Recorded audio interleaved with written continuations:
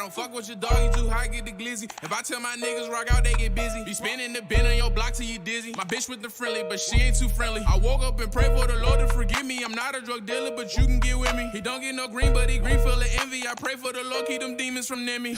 You hear me? You hear me? You hear me? You hear me?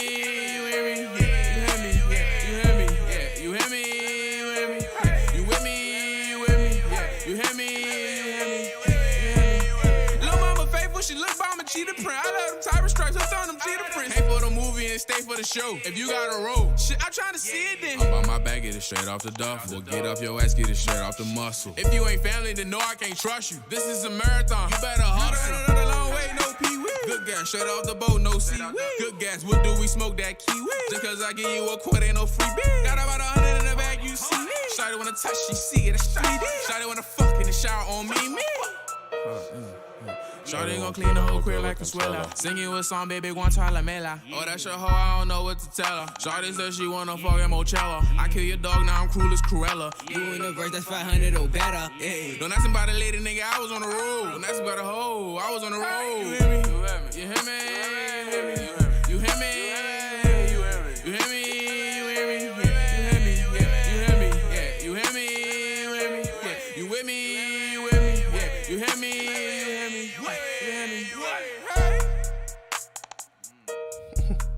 Pressure.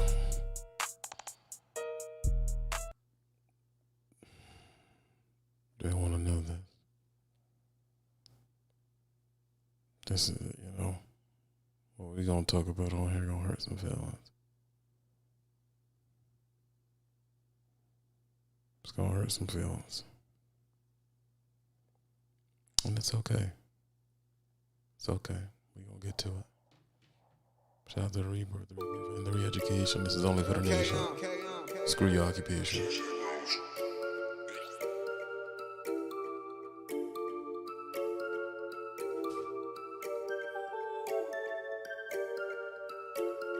Shorty in the streets and she ain't never coming home. Playing with a bitch, I gotta give it all a bone. Walking all the trap, I got a pocket full of stones. Trapping all the Twitter, made 100 off a phone. They love me cause I'm humble, shorty love me cause I'm long. Fucking with a baggy, she gon' blow it like a bomb. I told her what to do and she gon' sing it like a song. Call that hoe Beyonce, got a ring in her alarm. All the pressure, just to sell the whole shit. I'm walking strong, I've been stepping on snakes. You chain, I feel like old shit. Shorty got a fat ass, cause my name whole way.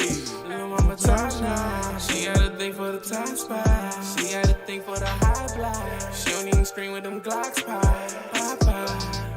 Hey. We can go down, bring the drum in. If we walk down, leave them running. 20 shots, leave them on the ground like a tubman. $20, niggas be dying for nothing. Is you supplying or running? The most hated in the Rebirth, the Guru pick. Let me get my buttons together. To the sky, but my back to the wall. Free on my dogs, step on the wall. Back to little bitch, but little mama was tall. Fucking like dogs. Gotta have a bang on.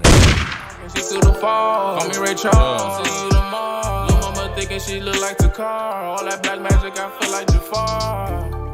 Make it go away. Money won't make it go away. Make it go away. Friends won't make it go away. Oh, that's what it is. Why can't I see what y'all saying, man? I don't got the thing up. Hold up.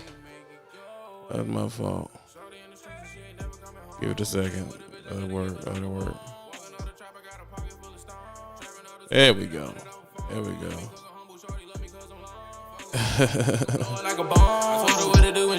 I'm gonna actually tell you the truth. You had a channel that's gonna actually tell you the truth. So we're gonna talk about it. Make $3K a week. We about to talk about it. I'm gonna tell you how to do it, and I'm gonna tell you why that question is BS. She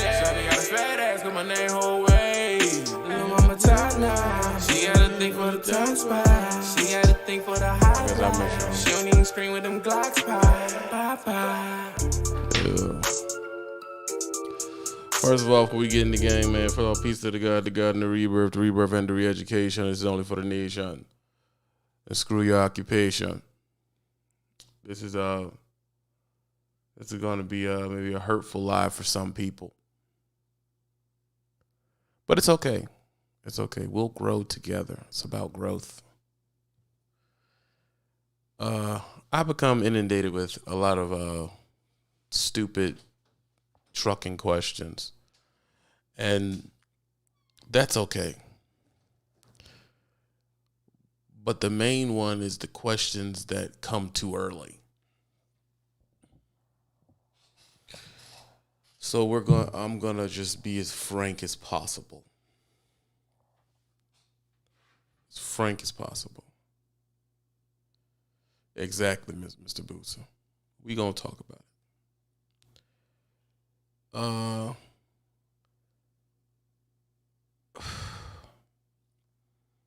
The biggest question people want to know, they don't want to know anything in between it. They want to know, how do I make this much?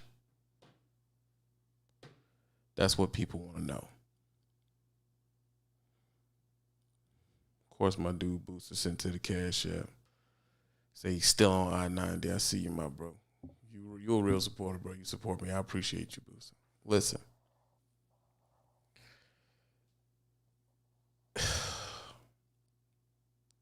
Qualifying questions. Well, TV, how do I make how do I make $3,000 a week? I know it can be done. I've seen people do it. First of all, that's a lie. You didn't see anybody do it, because you wouldn't be asking me how to do it if you've seen someone do it. A bigger question is,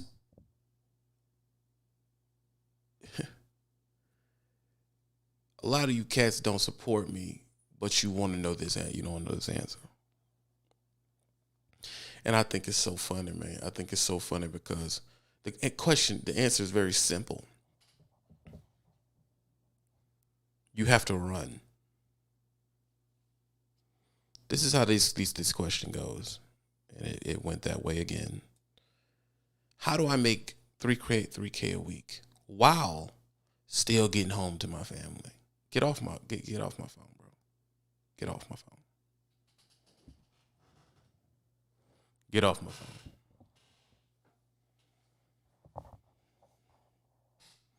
OTR drivers are barely seeing $3K in a week. And I know you've come from another camp because you said a week. You said a week. In this camp, we don't say a week.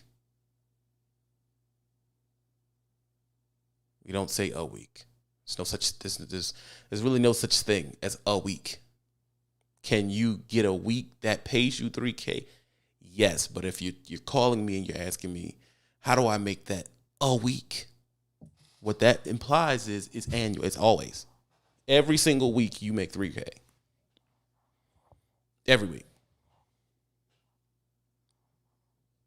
And I always have to I always have to go back to this. It's because it's like y'all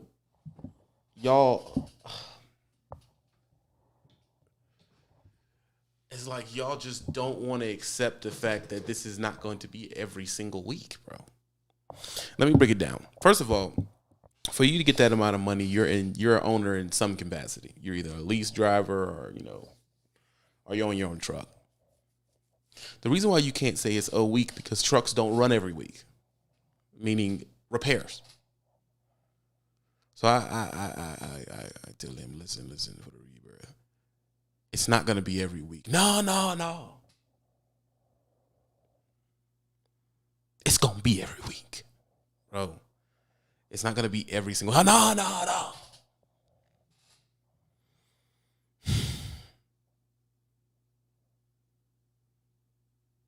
Bro, every week's not going to be rainbows. Now, I'm going to tell you how you can get to C3K a week. Number one, you have to get good at your clock. I'm going to tell you how to get there. Then we're going to break down why it's stupid to say a week. This is how you get there. Run the road. You can't be having more than 10 hours in the sleeper if the load does not permit. What does if the load does not permit mean? If you're running tight loads, I'll put it this way. If you get to, if you pick up from a Budweiser give you the load, you leave out of there at 5 o'clock in the morning. It ain't nothing but a hot skip and a jump to where you're going, right? You get to the next place, they loosey-goosey. they loosey-goosey. They don't have many rules as Budweiser. You're dropping off at some random distributor. They got their order from Budweiser. They tell you, hey, man, listen, you can come in between 12 and 6. And you looking like, man, I run this couple 100 miles. I can be there at 9 in the morning. I can be there at 9 in the morning. You are in a position where you can stay in the sleeper a little bit longer. Because the guy says, I'll take you at 12 to 6. You can be there by 9. What are you going to do? You fall asleep. You fall asleep that day at 7 at night, 8 at night, 9 at night. You're already there, or 3 miles, 4 or 5 miles away. Okay, you went to sleep at 9, 10, 11, 12, 1, 2, 3, 4, 5, 6, 7. You're going to wake up 7 in the morning if you stick to the 10-hour rule. Understand? You're going to wake up 10. You're going to make up 7 in the morning. You got till 8, 9, 10. You have to 8, 9, 10, 11, 12. You got 5 hours before he say he'll take you. And you got about 10 hours till he say that you're late. So you could sleep a little bit longer if you wanted to, because it's not going to affect your load. That's what I mean by if the load permits. It has to permit. It has to say you can do that. And you have to get proficient at seeing that, oh, I got time on this. If I was to give one of these guys in here that's been running for a while a time frame to get somewhere and when they got and what time of day to pick up, they know if it's tight or not just by looking at the paper. They know, all right, this is tight. Not as loose. I'm good. They know that. Number 2, you have to have built faith in the person who's giving you the loads. So they're not giving you loosey-goosey loads. Loose loads don't add up to big checks. Let's just get that from the beginning.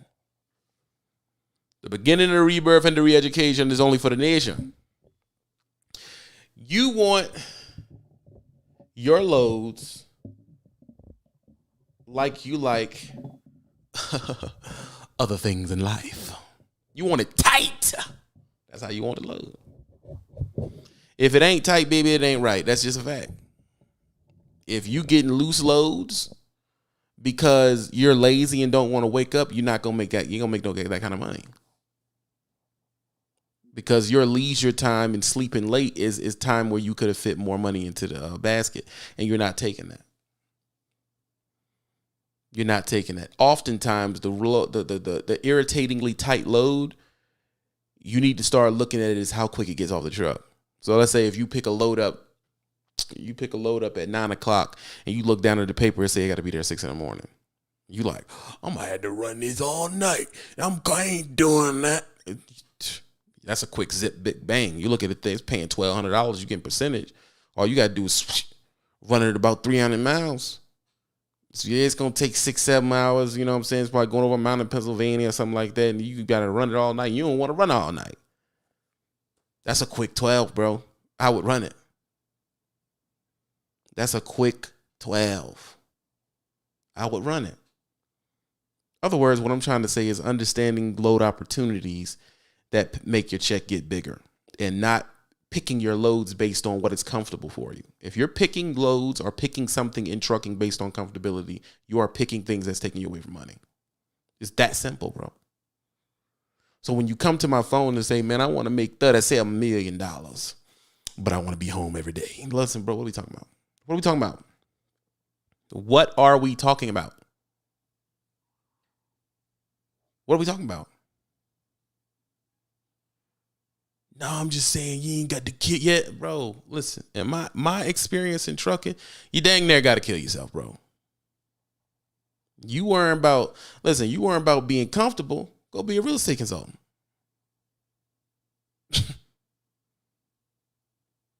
That's a fact. Highway journey. Overnight runners make the money, baby. You need a veritable sleep schedule. Okay? What does that mean? That means you can wake up any time of the day or night and run it. They can hit you with any sleep schedule and it's just another day in the office to you. You cannot be what we call solar powered. That's not going to work. Unless you're in an industry where everything's so like flatbed, where all the appointments are basically the same. But for the most part, You can't just be solar power. Meaning you'll take every load that's in the day when they send you a night one. You don't care about the money, none of that. How quick it come off, you just ain't taking. I ain't taking that over. I ain't taking it. I don't want to take it. I ain't gonna do it. And then when you don't take it, you run around and say, "Well, I ain't making no money." And them night runs, and especially the ones under 500 miles, and under 500 miles, they ain't hitting you with like $900 to $1,600 for it. Oh man, those are gems, bro. Knock that out. You're basically not looking at it that, okay, this thing going 300-400 miles, you about to make $1,400, $1,300, $1,200 in 6 hours. Yeah, knock it out, bro. It's that simple. Knock it out. My guy Phil sent to the Cash App. Phil's one of my good supporters that actually supports what we do. I appreciate you, Phil. I really do, man. Most people don't appreciate me like that. Knock it out, bro. Yeah, but team, you don't be understanding. I don't be understanding. Okay, first of all, right there, you're an idiot. Number two, okay, I don't understand. What don't I understand? I got a kid. See? And we're back. I don't know if I asked this, but when over the road trucking, do you ever not hear the diesel engine noise? Is it ever completely quiet? You have asked that question before, and no, it's never completely quiet. So it puts you in a position, puts me in a position where I have to talk around you asking a question that I feel you know the answer to, and I feel you've made a conscious decision that you're not going to do that. Yeah, I'm not doing that. I'm not going to do that. Then what are we talking about? What are you really asking me? Number one, you're going to have to, if you're trying to make $3,000 a week, you're going to have to lease or own the truck. That we know. This $3,000 a week from company, bro, I ain't never seen it, bro. And I know there's cats that say they get it. I ain't never seen it. I'm not saying it does not exist. I'm saying I've never seen it. It's that simple. I've never seen it. I've never seen a W-2 job say, I'm going to give you $3,000 a week. I've never seen it.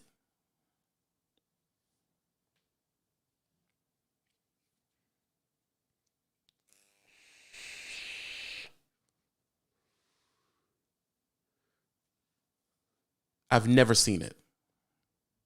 And maybe it's out there. But I'm telling you, if most of the guys I know have never seen it, I've never seen it. If it is, it's far and few. It's few and far between making that kind of money on a W-2 situation. I ain't seen it, bro.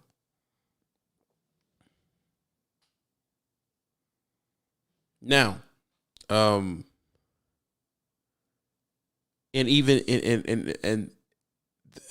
I want you to see, when you come to me, I'm going to change your expectations. Because when you come in the game, your expectations are all over the place. Because you watch charlatans tell you, hey, man, you can make $37,000 a day. You know what I'm saying? You know the lanes. Listen, brother. Listen to me. The reason why I tell you make sure you don't understand it is a week, because you have to be prepared to get a check. You have to be prepared. And it's going to hurt some feelings, so I want everybody to stop, drop, and listen. You have to be prepared to work 7 days a week for 2-3 weeks and not get paid $1.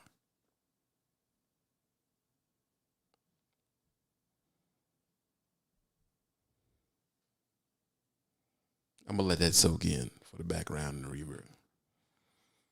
I said it. You have to be prepared to run a whole week and see your check stub and it says you owe them money.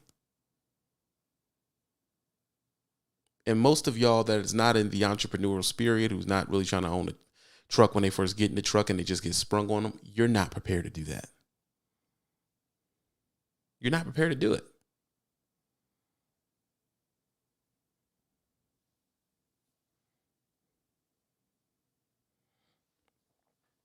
And you think, oh, you trying to scare me. That's a fact, Toe Piglet. I'm not trying to scare you. I'm just trying to tell you that you're trying to hit a number that's going to put you in a position to own or lease something. and that vehicle is not going to run every week.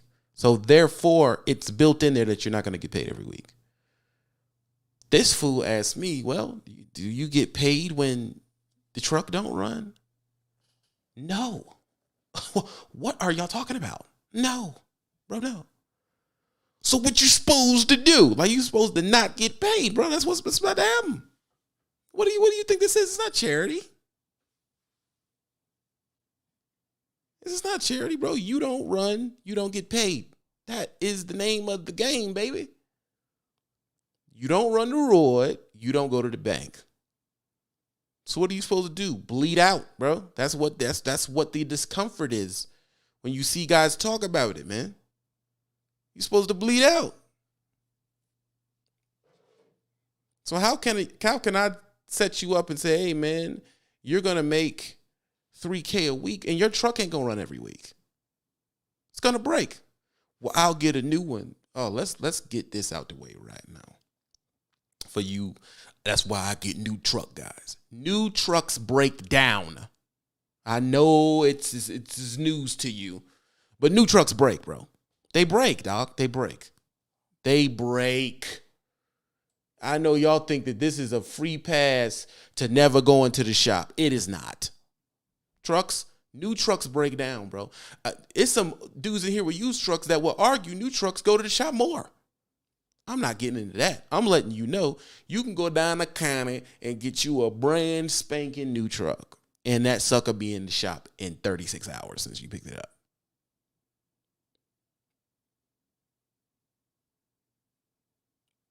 Since you picked it up, bro. There is no not breaking down.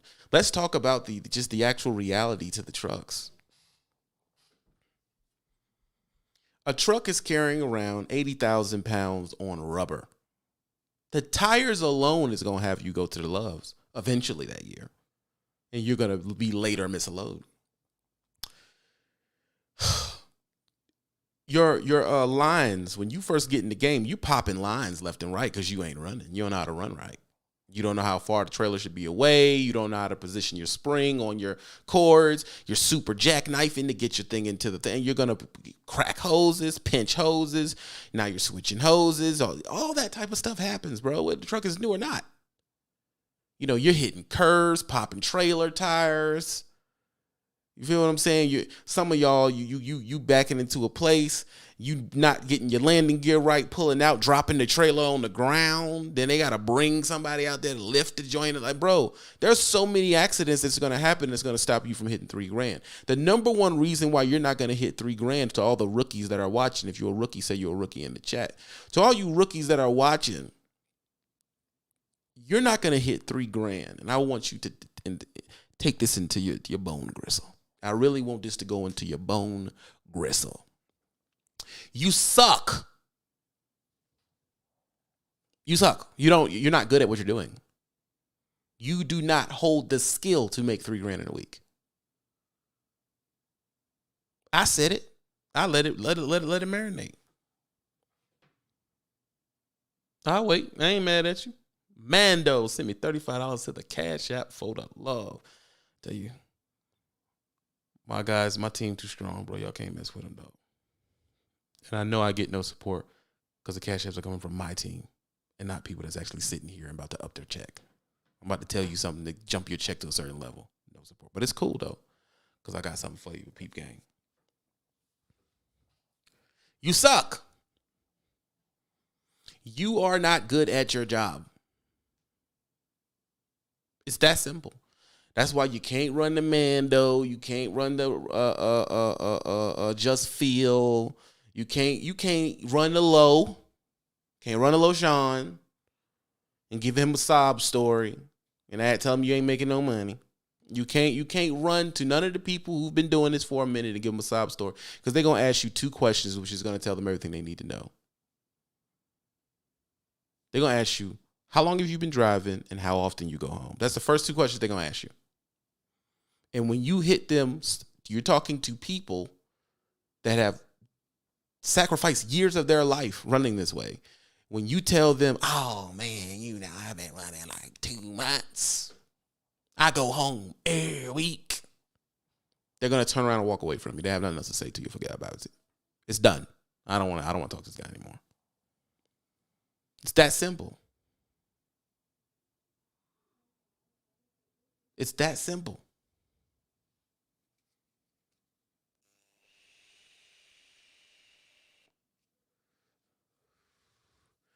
A common rule in self-help, when you hear people talk about self-help, you don't get better until you accept you're not good. You're not better. You don't get better until you accept what you are in the beginning. If you accept you suck, you can finally find the information to get to the point where you're not sucking. If you keep making excuses for yourself, you will never fix the things which make you suck, which is why people just quit out. Let me explain. Highway Journey, who's been running for, I call it 4 years, Highway Journey? I send her a golden load. And here go the load, Highway Journey. The load is 620 miles. It's paying about $1,400. It's dropping hook on both sides. The difference between why she gonna make the money and you not is because you're gonna look at the load differently than she looks at the load. You're gonna look at it different.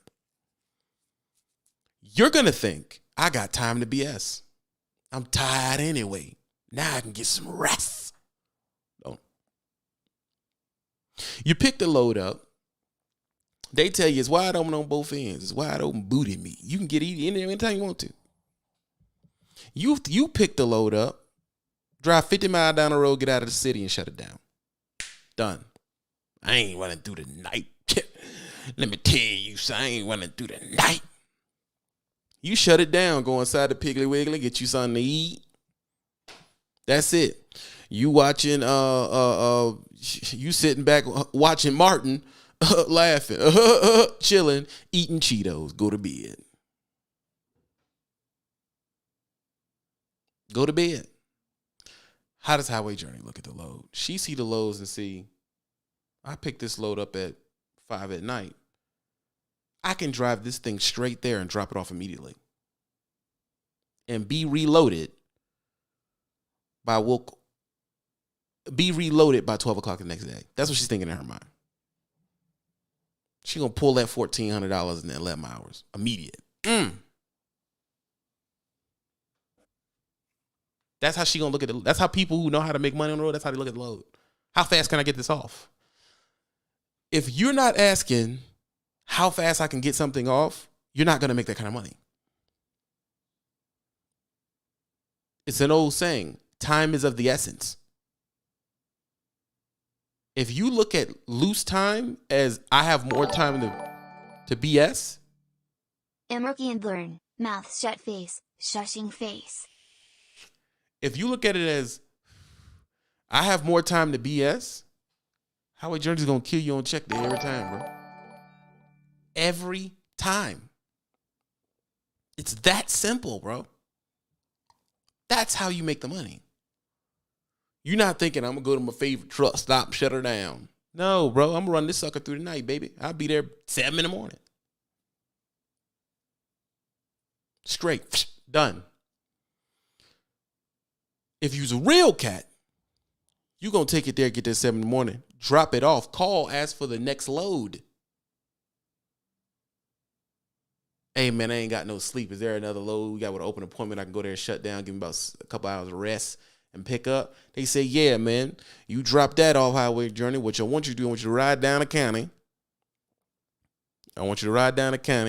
There's a national beef. You can get there. You give them the trailer. You can park the bobtail, go to bed.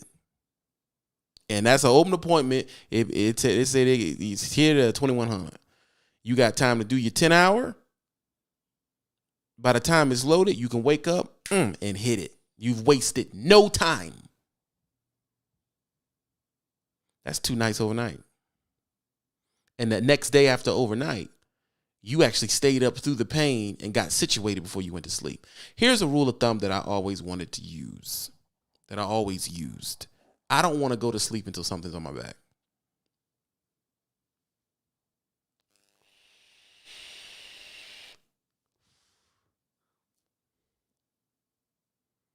I don't want to go to sleep unless something's on my back. Like I said, I give y'all gems, bro. A lot of people give y'all, listen, bro, I give y'all gems. The fact of the rebirth and the re-education is only for the nation. I see you highway journey. I give y'all gems.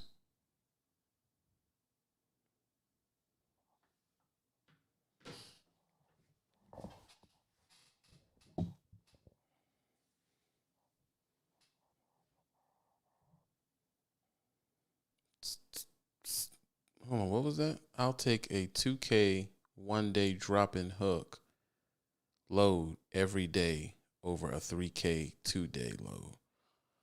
If you think it's all about CPM, Jeremy, you shouldn't even be on the channel. That is the dumbest thing I've ever heard in my life. If you are really, and let me understand what you're saying before I get into you. If you are comparing CPM to percentage, we have nothing to talk about. Jeremy just slid us into our next situation. You want to make 3K a week? Be percentage. So ask yourself, am I percentage? No, I'm not percentage. Then you ain't gonna make 3K a week. It's that simple, bro. I don't know what to tell you. You're not gonna make 3K a week. Not legally, at least. I said it. Cried 2 tears in the bucket.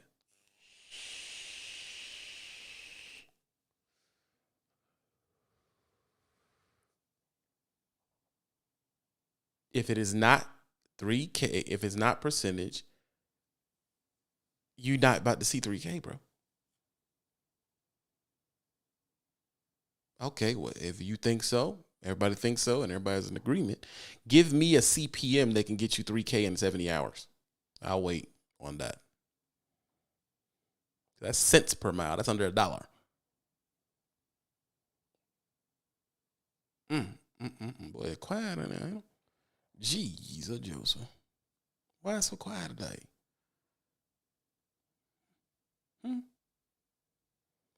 I need to find me a decent percentage paying job. It's time to move on from the CPM life. Joe, the trucker, thank you for avoiding the training and getting $600 a week. And why are people talking negative on lease purchases when there is more money at the end of the day? When I say CPM, I mean like today, 598 miles. That's not CPM, Jeremy. So you're wording it wrong.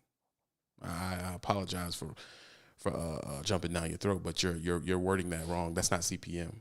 598 miles don't add up to $3,200. That's not CPM, bro. You're probably percentage. Like, you're probably percentage.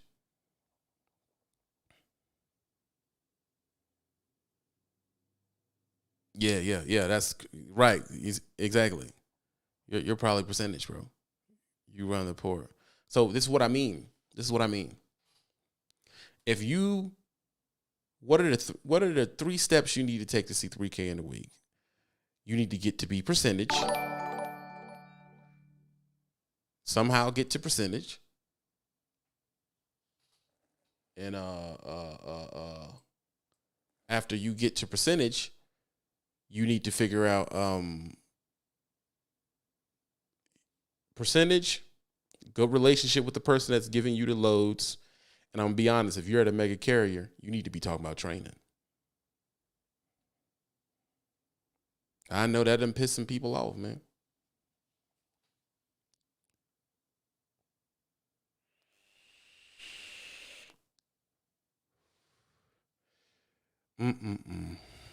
Kashi, I didn't tell you I made 3K a week. I didn't tell you I didn't either. People said how, which means you're not reading, which means I'm going to have Real Man block you because you're stupid. You're stupid. Very correct. Any of my mods on Twitch, block them.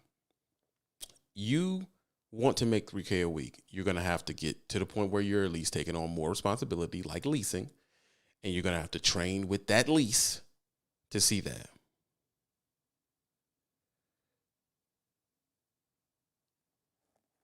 You're going to have to train with that lease.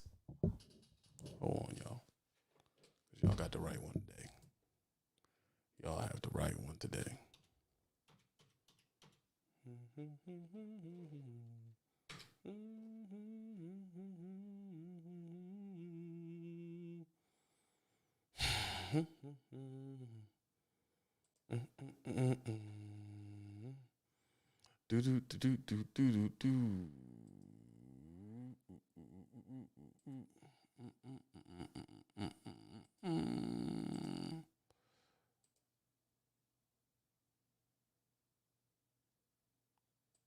And that's how we handle that. Listen, I am going to reach out and attack you for stupidity. It's that simple. You want to know how to make 3K a week. And I'm telling you, time management, you're going to have to, at bare minimum, lease a truck. Bare minimum, lease a truck. Have a good relationship with the person that is between you and the loads. And you're going to have you're going to have a strong understanding of how to maintain a truck. Those are the 4 things you're going to need. And if you just started 2 months ago, you don't have hardly any of those. And you're going to have to not be stupid. Because I know a lot of people think, oh, it ain't hard to do that. Bro, let me tell you something. You can say all that you want to, but being dumb ain't going to get you to no money. As an old man told me when I was doing flatbed down at Melton Truck Lines down in County, he said, no one ever said stupid is cheap.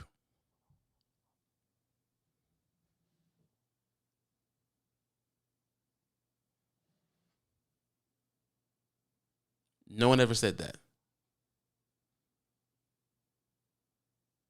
So if you just started, we're just going to assume that you are at a mega carrier. For you to see 3K in a week often, you're going to have to train.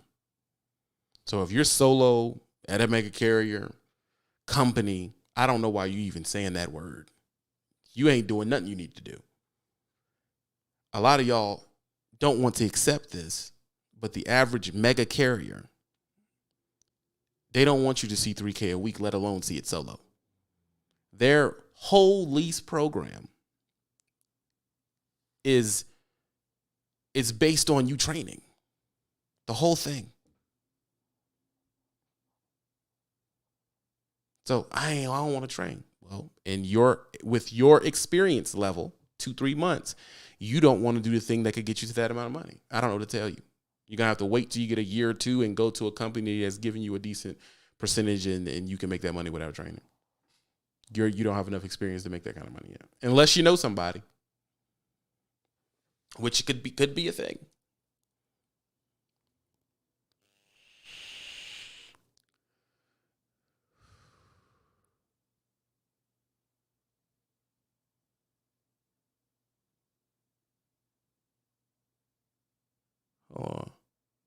Yeah. I'm sure that you understand, that you get, that you can wrap your head around what I'm trying to tell you. Some of y'all have already made decisions which takes you out of the over $2,000 a week range in the first place. And I'll give you a couple of them. For all the dudes who are 6 months and under, if you said I can't stay out longer than a week or two, you're out of the running. You're not going to make this much money. Get out of here. You're done. Forget about it. Until you have the certain amount of experience and you get your situation good, or you just come outright and buy it. There's going to be an outlier that's going to come in here and say, well, I bought my truck cash from the business I did before. We're not talking to you. And you're a crappy person for trying to one up and needing to say that in the chat for people to see it. You suck as a person. It's not what we're talking about. When we're talking here, we're talking in generalizations because there's a lot of people who are watching the live at once. There's 250 people in here right now. It's multiple lives, multiple places it's broadcasting this at once. Those people don't have your connections, bro. They don't have your connections. So you have to speak to from a person assuming they have no connections, none. and they're just coming in bucket naked. Matthew paid the Venmo. Matthew sent to the Venmo $20 and says, education. You know I have $20 on Venmo. I appreciate that, bro. I really do. Don't do drugs. I like that, bro. Thank you. PayPal right there too. You understand?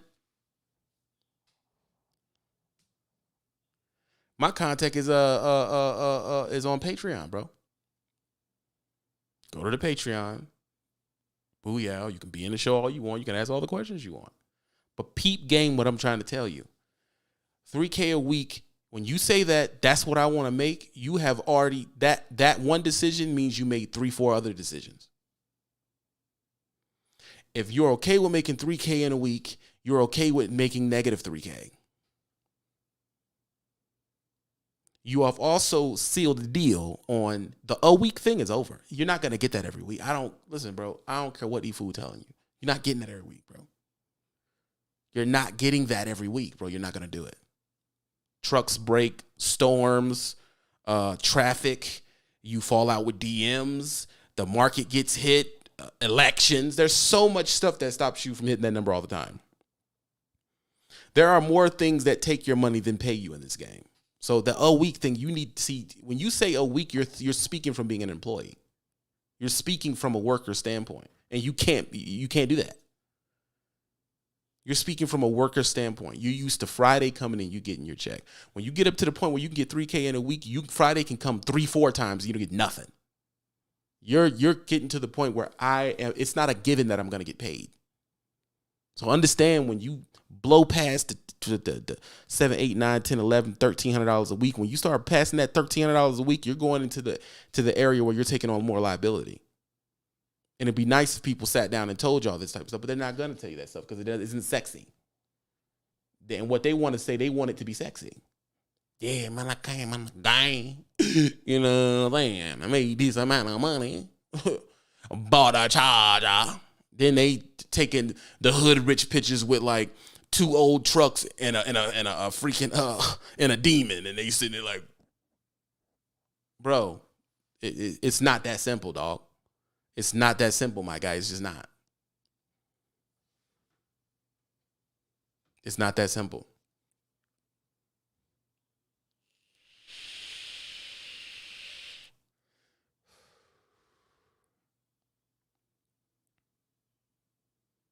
True, Doc Bumper.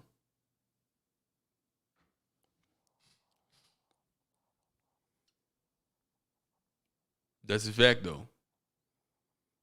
And y'all would prefer it if I came directly to you and lied. To my team, go into the Discord,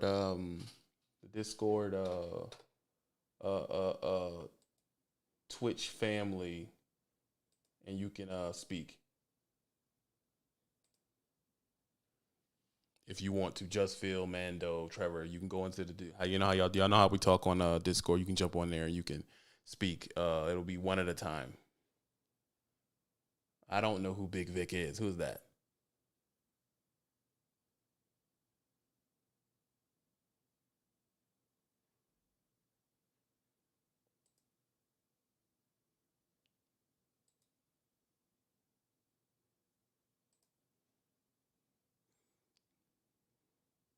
Phil. Yes, sir. I figured you had something to say about this.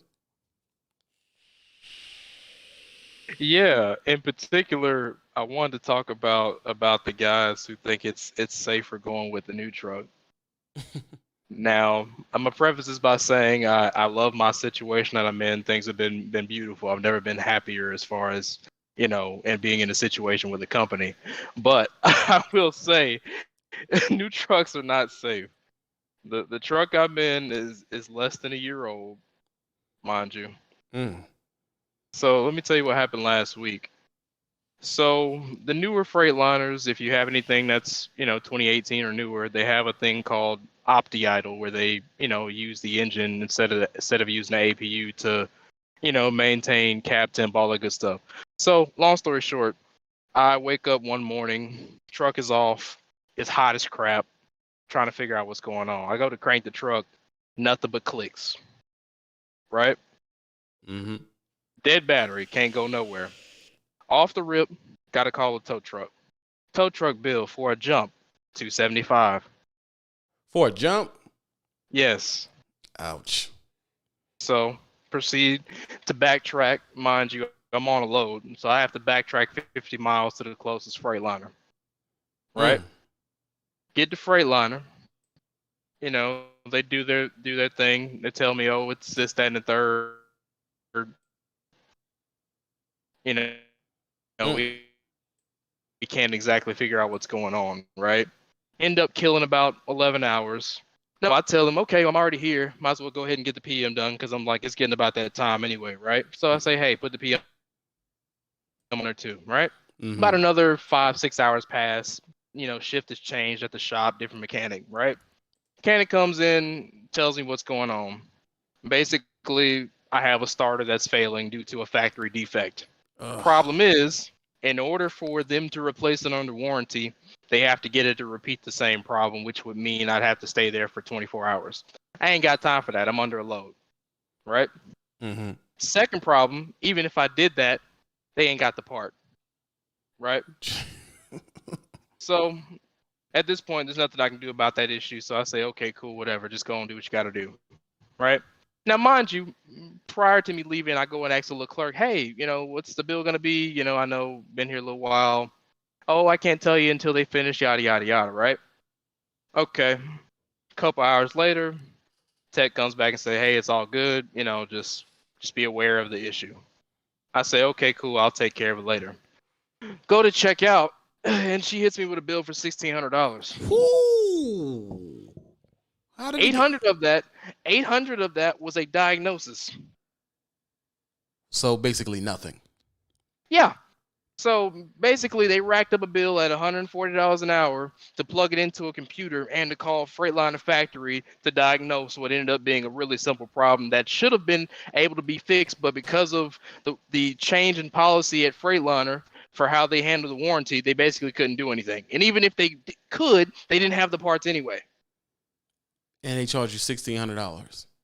Yep, $800 to hook up a computer. The other portion was for the PM itself, which even that I feel was overpriced. $542 for a PM on a 13-liter is ridiculous in my opinion. And you could have went to Speedco and paid $400 flat and been out the door in an hour. Yeah, I think it's like $360 if you don't hype up with extra stuff. Oh, I buy the high grade oil, so for me it's $400. Dang. So not only did you slow down, could be late, or potentially miss a load, you gave out $1,600. Yep, in total for that day, by a little over $1,800 that day. So how does a person say, I can make $3K a week? Well, because even if you made $3K that week, if you minus what you gave out, you down to $1,400, $1,300. Yeah, I mean, I'm not gonna say what I put in my pocket, but I ended up basically grossing about $8,000 that week. And then I'm down $2,000, and this is before you take out fuel, my truck payment, all these other factors that you have to consider.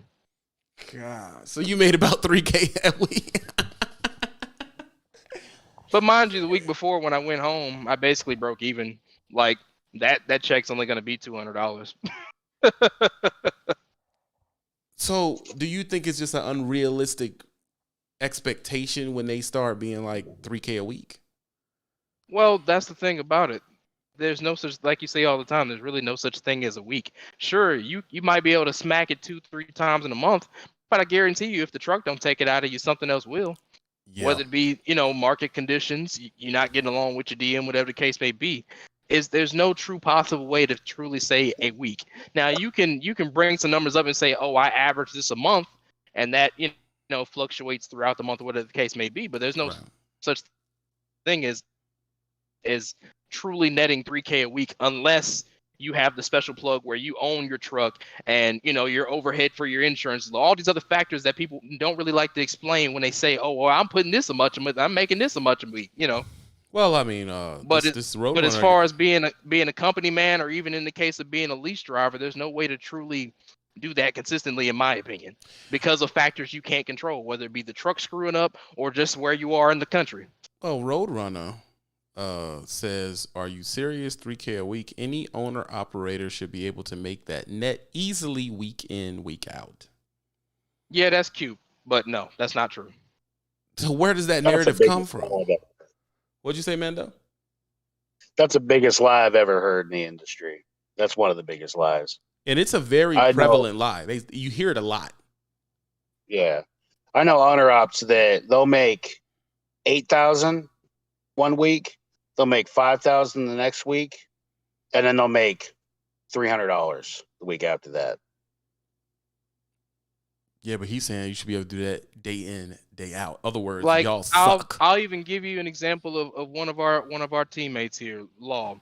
Now, as he's spoken on publicly in the past, he has his own operating situation. I'm not going to talk his number because that's his business. I respect that man. But even he'll tell you it's not that consistent because of stuff he can't control. The market goes crazy. Rates are up and down. Freight's up and down.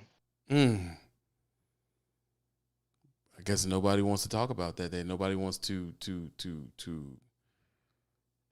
And he owns his truck, and he still has to deal with the same stuff that everybody else does. Yeah, no note, and he still can get knocked down. And you out here, half of y'all out here with $1,000 note and saying that, oh, you should be able to do this week in and week out.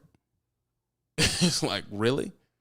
Listen, my guy. Well, let me ask you this, TB. When you had when you had your lease trucks and when you had Dirty Red, how often were you able to net over 2,000 a week? Like, just looking at yourself, I mean, just going off of your experience. I mean, I know that there had to have been at least a couple of months where you'd go every other week. You were, getting less than even 3K.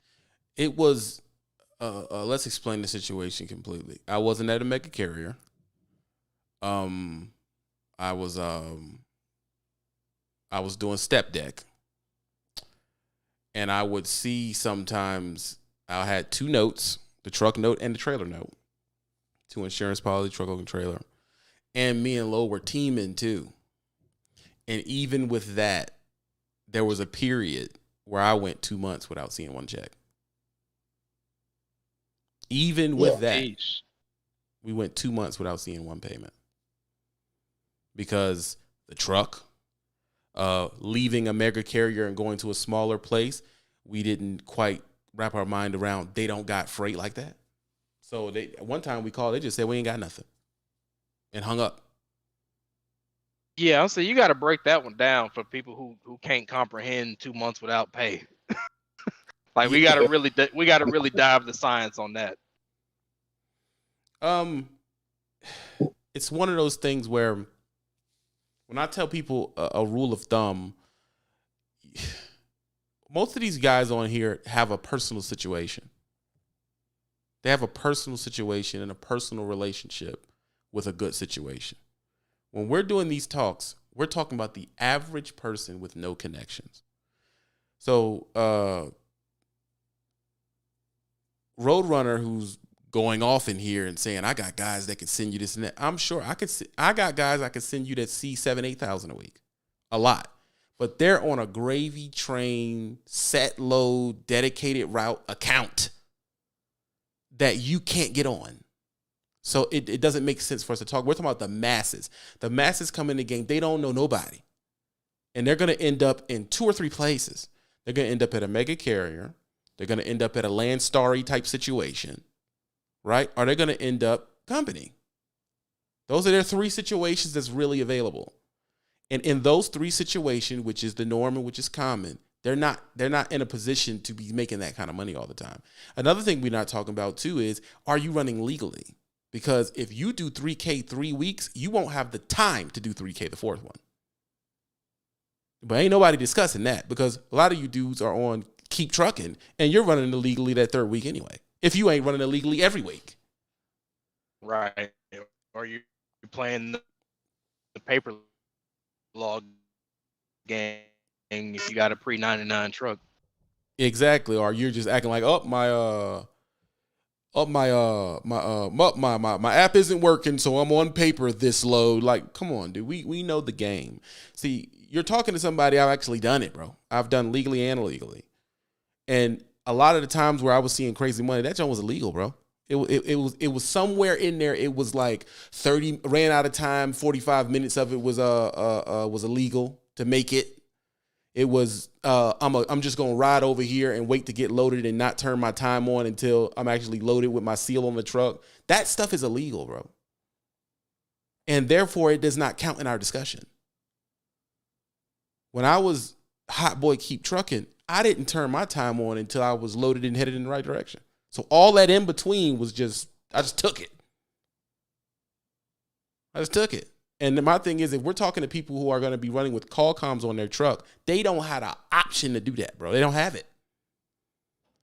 If they run out of time, they run out of time. Like, thank you. It's over. Yeah. And the closest they're ever going to get to that is clock split. And even then, only a handful of people truly know how to do that. Right. A handful of people truly know how to do it, and companies are allowed to take some of those. Well, it's law, but a company is allowed to cut certain things off on your call com. A company can just say you can't do this no more, and you'll be like, "Well, I want to do personal conveyance." Oh, we stopped that. Right? They can shut that off. So like my carrier, you have to call to get personal conveyance. Wow. We have it, but you got to get their approval first. Yeah, when I was out there on the back road, man, I abused personal conveyance. I ain't gonna sit up here and lie to you, bro. I'm not gonna lie to you. Oh no, my last carrier, I went crazy. I was running the dog out of PC. I ain't gonna lie to you. But see, that's the thing that this is what I tell people. I didn't brag about what I was making when I was slightly running illegal. It's because it does not count. You're illegally getting it. And it's not to your business acumen because you're doing twice the work to get that number. I only respect the person that shows me a number if it's completely ran illegal. If it's completely ran legally, which means that he has the connections and wherewithal to pick the loads that pay the right amount of money. If you're running illegally, you're actually running cheap loads, but you're running more time. That don't mean you know more. Yep. That just means you're just running illegal. What'd you say? See, that's always sorry, go ahead. No, you keep going. What'd you say? That's always been my biggest thing. Like, in general, I respect it to a certain extent because, to make decent money anywhere, you kind of got to hustle a little bit. But everybody wants to glorify the crazy hustle. I'll run half my load under PC because it saves me hours, and then next week I can get, what, yada, yada, yada. But it's like, you're basically doing work for free in the hopes that you're going to get more money for it in the end. Like, my thing has always been, and this is why I didn't do it, is, hustle, being that quote hustle is all well and good sometimes, but you're gonna burn out on that very quick, or you're gonna get caught, and then you're done, or you're gonna hustle and it's not gonna pay off. Yeah. Like, everybody wants to, and I know it might be a cultural thing. I don't know. I know a lot of it is probably some sort of cultural thing, but everybody wants to be like, oh, I'm a hustler. I do this and that and the other thing. And it's like, why are you working so hard for maybe getting some payoff? Right. And you're running later on. And my thing is, when you're doing it, if you're overreaching your time, something gets lost. Put it this way. Phil, when he's running completely legally, he's greasing his fittings. He's taking care of his oil. He's checking. When you're running Phil 90 hours a week, he's slipping up on his maintenance. Oh yeah, When he stops, he's that's dog the tired. first thing to go is the pre and post trip. The pre and post trip, Yeah. he's just logging it in while he's in his boxer sitting in the front seat, dead into the world, just waiting for it to say you can go. And he just drives off. He don't even open the hood. I be at the truck stop, man. I know y'all think I don't be. I still be there. And when I watch cats pull off, I say 97% of them don't pop their hood. They just leave because they're running to the point where they don't have the energy to be lifting the hood and crawling. And ain't nobody doing all that when they running illegally. So what's going to stop you? You running illegally, you may get a good month and a half off, but you're not going to watch something, and the truck's going to slow you down. Boom. These belts you weren't looking at, they're worn out. Just popped. Airline. And once you do that, it induces it to the point where now you're not checking leaks. You're not checking air leaks in your hose, and DOT's going to get you. On top of the truck could be breaking down. And speaking of maintenance, I feel like that's something that a lot, especially when people jump into the lease and the owner side, I feel like that's something that a lot of people don't really consider as far as having their incremental maintenance done. I hear all the time people, oh, well, my last PM was 30,000 miles ago. Why are you doing that? First of all, you're overrunning the life of your oil. Secondly, these trucks aren't built to run that long. I don't care what the factory says. Right. That's a setup. Like you were asking for blown bearings and lifted heads. Like that's a problem. But but I'm getting money. But dude, all that money you accumulated, if you mess up that head, they're gonna take it in one $20,000 visit. It's a wrap. So what is the point? Now not only are you working for the dealership, you're working for the freaking the fix it man. That's why I say when you come here and say, oh, it's easy, dude, you're not being genuine road runner. Oh, I've been teaching for years. I just don't have the numbers. Let me explain something to you about that. But I don't see you in nobody else's live trying to speak your truth. Why is my live the one to come to and say, oh, I want to speak the truth and say what it is? Listen, bro, I hear what you're saying, man. At the end of the day, if it was so easy, why are people crying on live feeds?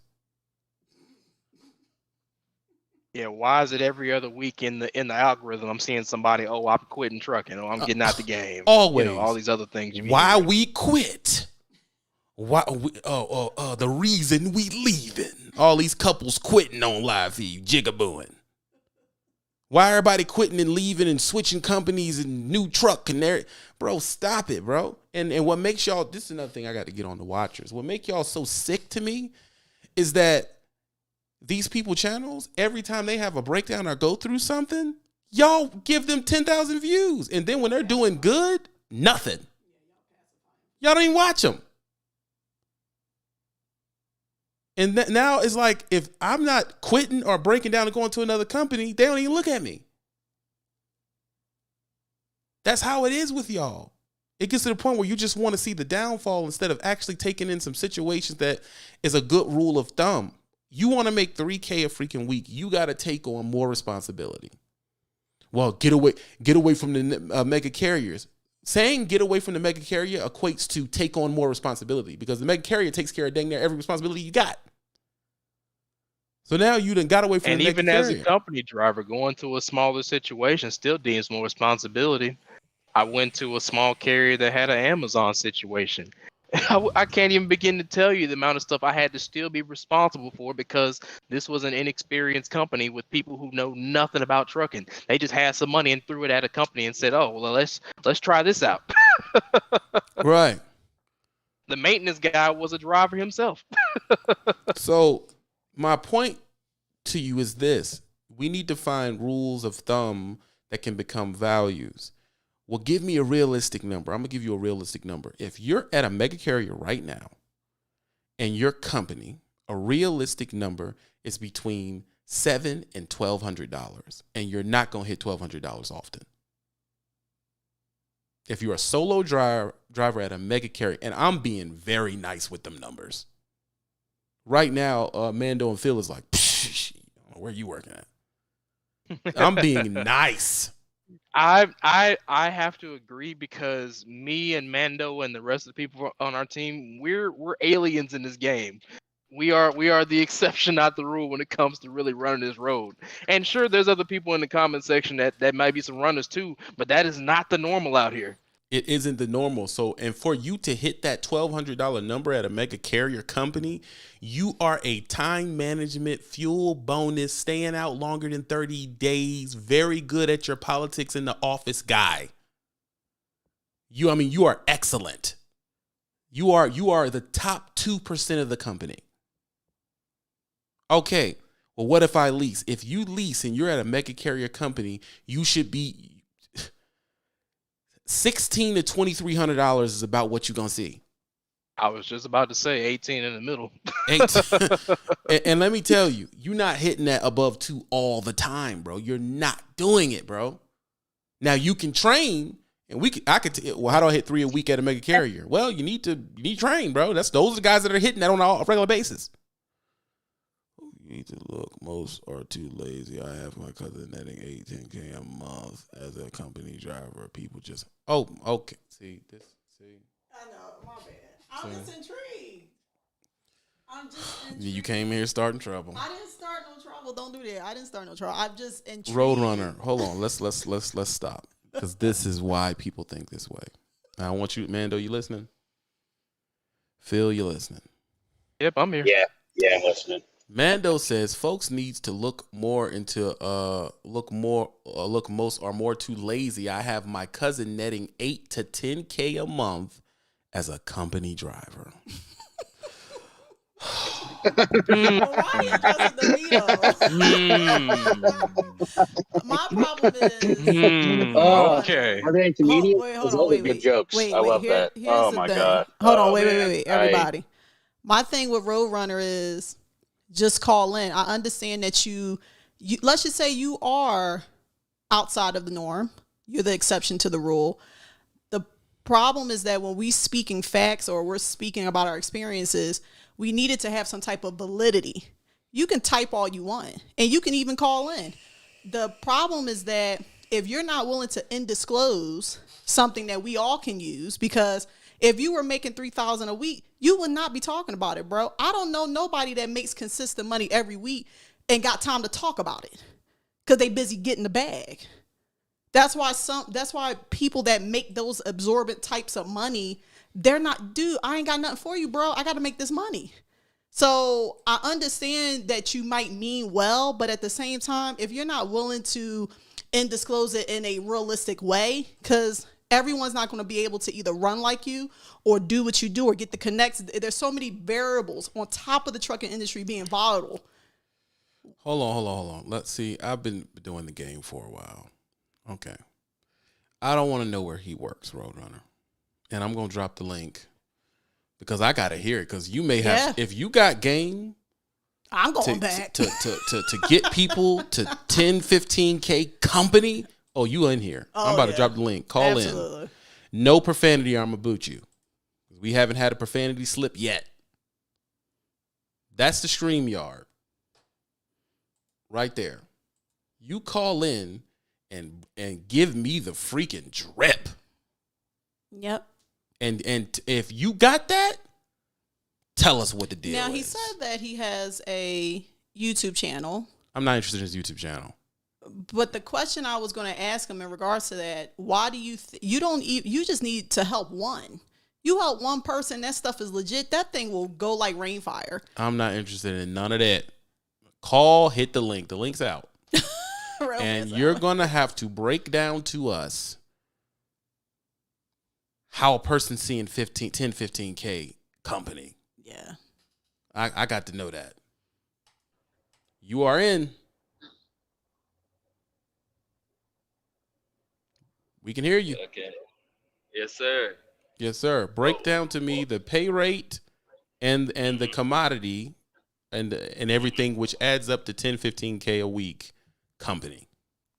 You run reefer, you can run flatbed, you can run driving. You have companies out here nowadays paying 70 to 85 cents a week. Like I said, people are just too lazy to look. They want everything handed to them. You know what I mean? So you mean like VNL paying 70 a week? No, VNL. What are you talking about? VL? That's what you're talking about? Right. Nah, not them. You have a lot of companies like them. You see, not to discredit or talk down about, American companies, but the money really is sitting with the Russians, them European people from over that side of the world. That's where the money really is sitting at. Them folks, they gonna pay you. They gonna pay you what you work. You feel me? Like my buddy, I got a partner, like he grossing 10, 12K a week consistently running reefer. He get 90% of the load, but still, you feel me? So he's Like, he's 1099. he's the owner up. Yeah, he's the owner up. That's not what we're talking about. What was your question? That's what I said. Ask your question. We're talking company. Company, yeah. So company, before, he's the guy I was talking about in the chat that went and cashed out 50K on a truck. He bought a brand new Cascadia and shit, but he used to work at a company out in New York. He was getting paid about 8 to 10K a month. You feel me? 8 to 10K a month. So, like I said, there is companies out there, bro. Like, if you have like 1 year experience, and some people will take you without that. You know how the experience in the game going. Shit, you've been doing this long enough, but right. Like, that's it. People just gotta look, bro. Like, simple as that. You know what I mean? Roadrunner. What you're talking about has nothing to do with our live. I'm gonna be real with you. You're talking about a person who dropped $50,000 on a truck. That is that's not the masses of what we're talking about. That's why I was talking about it earlier. That if you come in with a certain situation, that is dope. But we're not talking about you because 90% of people are not dropping $50,000 on the cash truck. That's what I'm trying to say. So even if they were dropping $50,000 on a cash truck, then we were talking about company. If I read your comment incorrectly, tell me. But you said it was a guy making 10K a week company. No, not company. It was a month, per month. I said 8 to 10K per month as a company driver. Yeah, as a company driver, I thought that means company. But you're saying as an owner op. Yeah. No, that's what I said. That's per month though, not per week. 8 to 10K per month as a company driver. So where is he at as a company driver? Don't own the truck, making 10 grand a month. The company, all I know is out of New York. You know what I mean? Like, I gotta ask him, and then I could catch you on the next live, or I could shoot you an email or Instagram, whatever, let you know, and you could go research on it. But that's where he was at, and then he stacked his bread up, and he went and cashed out on the truck. No, he had owner up, and he had a company where he may get in the 90% split, and I'm about to take my truck over there that I just bought too. So yeah, there's places out here that you could eat, bro. You know what I mean? You know this, but people. For me, from my perspective, from me looking inside or looking out, like, people they want stuff handed. Like, for instance, well, you know already, 'cause I told you about this. When I got my DUI, everybody counted me out of the game and shit. You know what I mean? Like, oh, you never get a job again. As soon as I got my license back, the next day, I was in the truck again. The next day, where I'm at now, a year later, I bought my own truck. I just cashed out, cash money. You know what I mean? Bought a truck. I'm about to go full on owner up now. This is my problem with this. Every time y'all say this, y'all don't say the company. So I can't use it as a viable. I can't look at this as actual information because everybody says it's other. What's the name of the company? I'm at right now. No, not the company yet. Right now, I want the 10K a month company. When people say those numbers, they never can tell or are willing to tell what company is that. So it gets to the point where people are like, "Well, I will send you." Matter of fact, if you hang on a second, let me call my friend on my next phone, and I'll tell you right now what the name of the company is. If you just give me a second. All right, do that. Okay. You can send me backstage right quick. Yeah, you're in the queue. This is what I'm saying. There's a company. There's 3 million people with a CDL license right now. That information does not help the masses. And when you're on the channel, there's 300 people in here right now. Half of these companies y'all talking about can't take on 300 drivers. Yeah. So when a person says, how can I'm not about to tell them no crap like that. Number one, when it comes, no one ever says what the company is. It's always a secret company that nobody knows. I swore he had the company ready to go. I thought he was going to do it. That's why I was interested. And it's like, no, I have to get the information. That's what we're talking about. That's what will shake a person's faith. Like, see, here we go with the bull crap. No one's willing to be transparent. That's why everyone comes to see you, because it's just transparent. And we all been through it. A owner op, a company driver, we all go through the same situations. But the thing is, like, this cloak and dagger situation is getting old. If you making that type of money, man, drop it. That's how I look at it. If you're not, just go ahead, man. Go. That's why I look at it like that. Dirty broker come on here and say, you know, he let's say he makes that amount of money, but he tells you exactly how to do that. Yep. But when we talk to most of y'all, there is no company to be heard, or y'all don't have enough information. Because my next question is, what is he making a mile? What is he making a mile? What is he making a mile? In order to see 8 to 10 grand a month as a company driver, you can't make any less than 60. And even then, you need to be seeing at least 25 to 3,000 miles consistently a week. Consistently. That's my opinion on that. Yeah. That's not, well, see, that's not an opinion, because that's math. Yeah. That's the math. Well, That's just is what it is. And here's my next question. You're making 60 cents. And then half of the time you go to these places, they're 1099, dude. You're not company if you're 1099, bro. Yep. You're not company if you, well, I'm company because I don't own the truck. That's not how that works, bro. If you're not W-2 and you're 1099, they're looking at you as your own thing. You're just a subcontractor. That's not company. And I know, go ahead. The other thing too, because he mentioned it, a lot of these Eastern European companies that are run by Eastern Europeans, and you got a taste of that, TB, back about 2 months ago. Right. They're not always running legal. Oh no, they definitely. A lot of times they're gonna have you running illegal, which is why a lot of them will run in small areas, or they'll run you in areas where weigh stations and inspection stations aren't open all the time, because they're not going to be running you strictly on your 70-hour clock. So a lot of it is irrelevant for most of us, because either we don't know how to run properly illegally and do it right, or we're not willing to do it because, well, it's illegal. So a lot of these guys that are like, oh yeah, you go over to these Russian companies, make like $3,000 a week. Yeah. And then the first time you get hit by a DOT officer, you get popped, and that's it. You're done. And that's the thing that I try to explain to y'all. Brown Sugar's right. Those what's the name? Cisco, they do make that kind of money. But I'm gonna be real. 80% of y'all ain't about to do that Cisco work. Hell no. That Cisco No, work most is of y'all rough, ain't bro. built or made for that P&D life. You're not about to be doing that, calling That cold crates in the Nicholas, freezers all day. Nicholas and Sons and Cisco and McLean and all that. Yeah, these guys work, bro. They work really hard. So I'm not going to, they do make it though. You're right. The number's correct. But I heard 80. I didn't hear 100. Steven Carson says Cisco does not make 100K. I heard 80,000. My number was between 75 and 90,000 is what they could make, and that's at a high end. So 100K, I guess it depends on where they live and all that stuff, but they work very hard, bro. And even if they're not lifting heavy stuff, they're on JIT loads only. Those are the guys who are blowing past you with the doubles wiggling all over the street. I guess the question I would ask, if I was a new person going into trucking and I hear people talking about something that could compromise your CDL, then what's the point?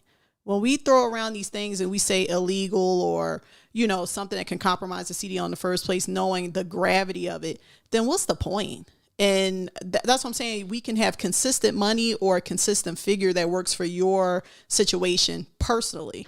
But to speak with the conviction or to speak with the bravado, like, yo, man, I'm getting money over here. Well, we don't know your situation. We don't know, if you're living in a teepee or a hut. We don't know if you have bills. There's so many different factors. We don't know if you have a brand new truck. So that's what I'm saying. To be transparent is to be honest. And a lot of y'all are not honest. A lot of y'all just like that sound good for the time being. And why would it be worth it? Because you're talking to an audience that know the drip. Like, it's like you 6 months, you gonna know if you getting raped or not. 6 months, you gonna know if you running illegally consistently and you playing with your clock. This is something where time is going to tell you what it's about. So to keep playing this game is just so stupid to me at this point. Won't you find, like TB had said before, other ways to get out of the truck?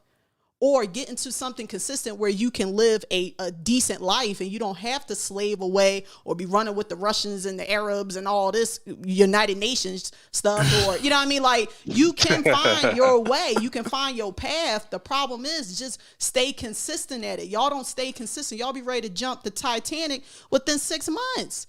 Y'all be asking, how does a company person, it's just like working at McDonald's. Marcus.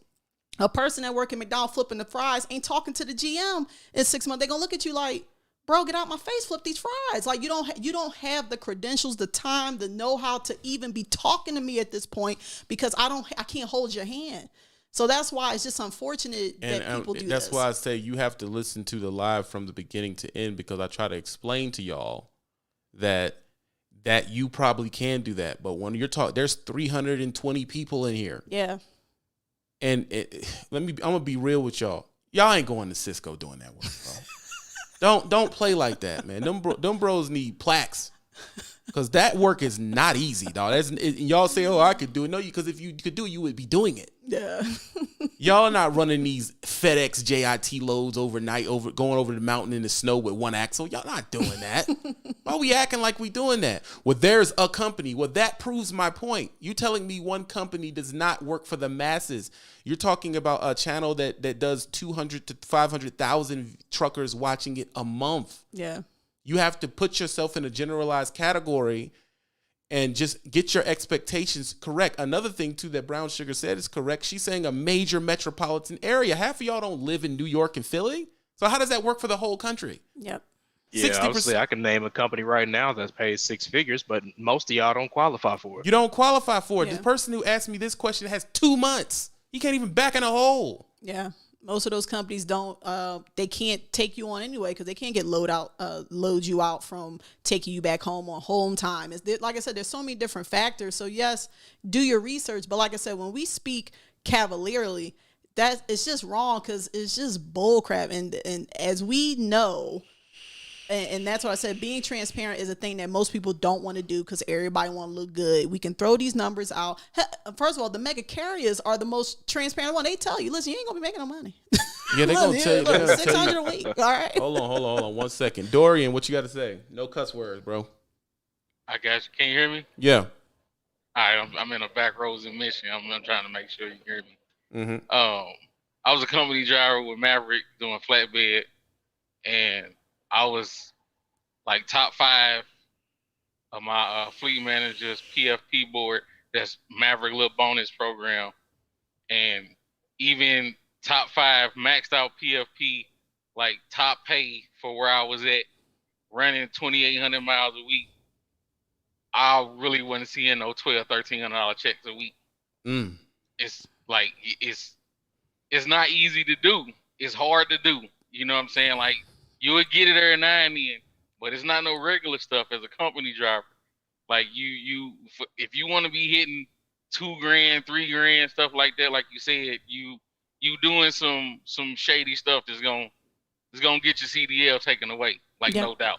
So when you hear people say that there's a place in New York where you can make $10,000 a month company, what do you think they're doing? You running illegal.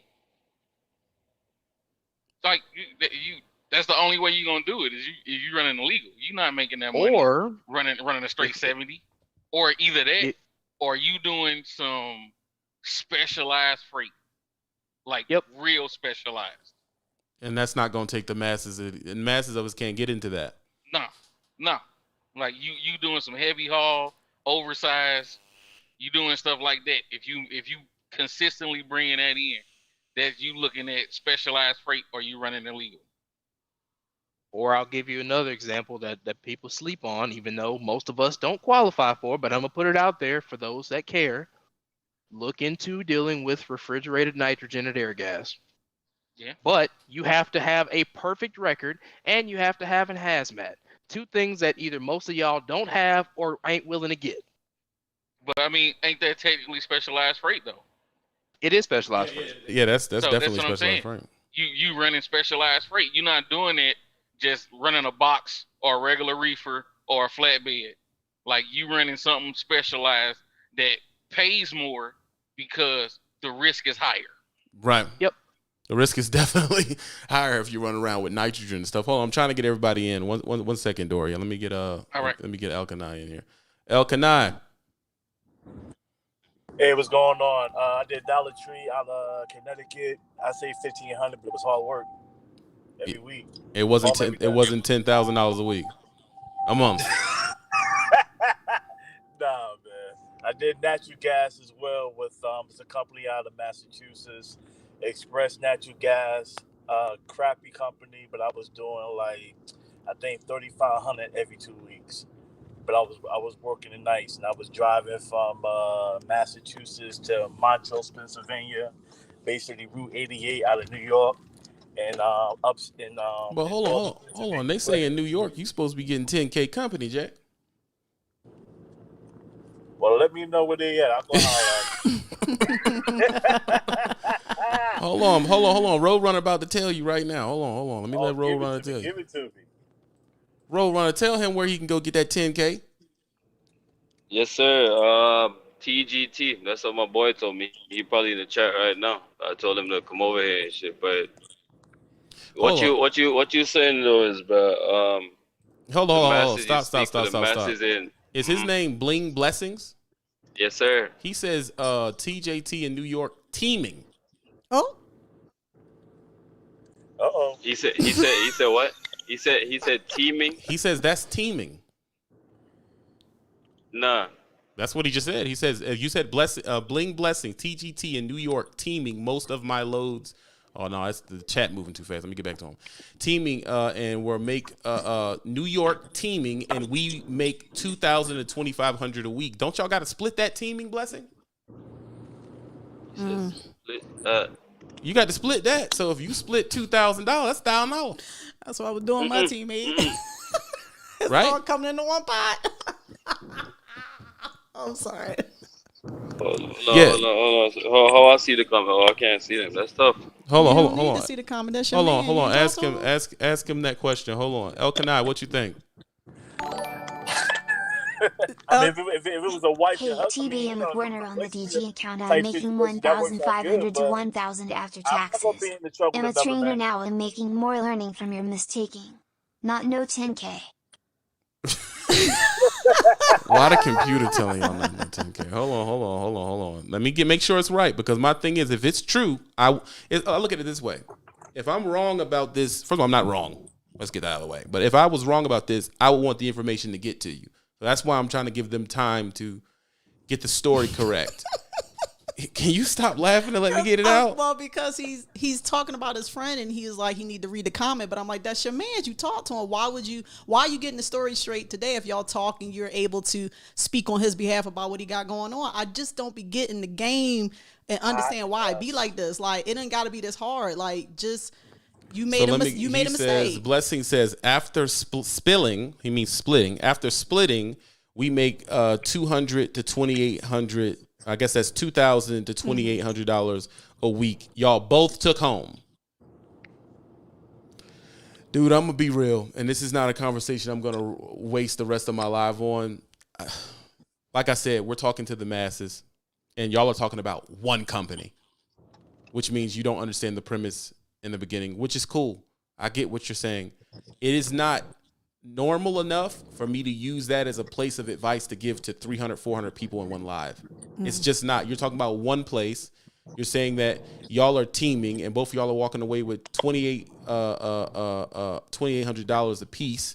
So you're talking about y'all would be grossing in the 6,000, 7,000s of dollars doing that. And if you're can actually be doing more of that if you're a company. And what was your taxes making that kind of money? It to me, I'm just be real with you. I wouldn't bite on that situation. It just doesn't sound that. It doesn't sound like something I've seen a lot. But maybe it is. Y'all go to New York. Elkanai's in New York and from New York, and he's saying he doesn't know where that is at. And we're speaking from a solo aspect. You're talking about teaming. Y'all have changed it to something completely different. Yeah. Keep moving the goalposts. Change the dynamic. Looking at the company, which is percentage and pay you average between exactly. If y'all are looking for a company with percentage and pay you average between 25 and 4,000, 1099 exactly. If you are, you ain't company. You're 1099. Yeah. So I hold on Alkanai. Phil, what you got to say? Phil ain't here. Amanda, what you got to say? Sorry, I was on mute. My bad. Go ahead. But I mean, hold on, Amanda. Hold on. What was y'all trying to say? Go ahead. One of y'all talk. Well, I see, man. My thing is, Drop the StreamYard. I have a we talked about something. We bring something up. We ask a question, or you ask a question, and if somebody answers it, but they don't answer the question, they just throw out a bunch of random nonsense. Like, I don't get that. Dude's like, oh yeah, he's driving company 1099. Well, then you're not company. Like, come on. Like, let's pay attention. Let's answer the question as it was asked instead of just throwing out word vomit. Like come on, people. Well, we asked a specific question that requires a specific answer, and you guys want to bring up a totally different subject. So this is why TV calls it jigabooing, because it's jigabooing. Sorry, Tupac, go ahead. But Mando, what's more interesting? It's interesting to see how many people will come up here to do something like that. I think that's the insidious part. It's like, y'all, come on, man. First of all, at the end of the day, if you got to do anything illegal to compromise a CDL, what you doing it for anyway? That's stupid. You might as well just go sell drugs on the block, bro.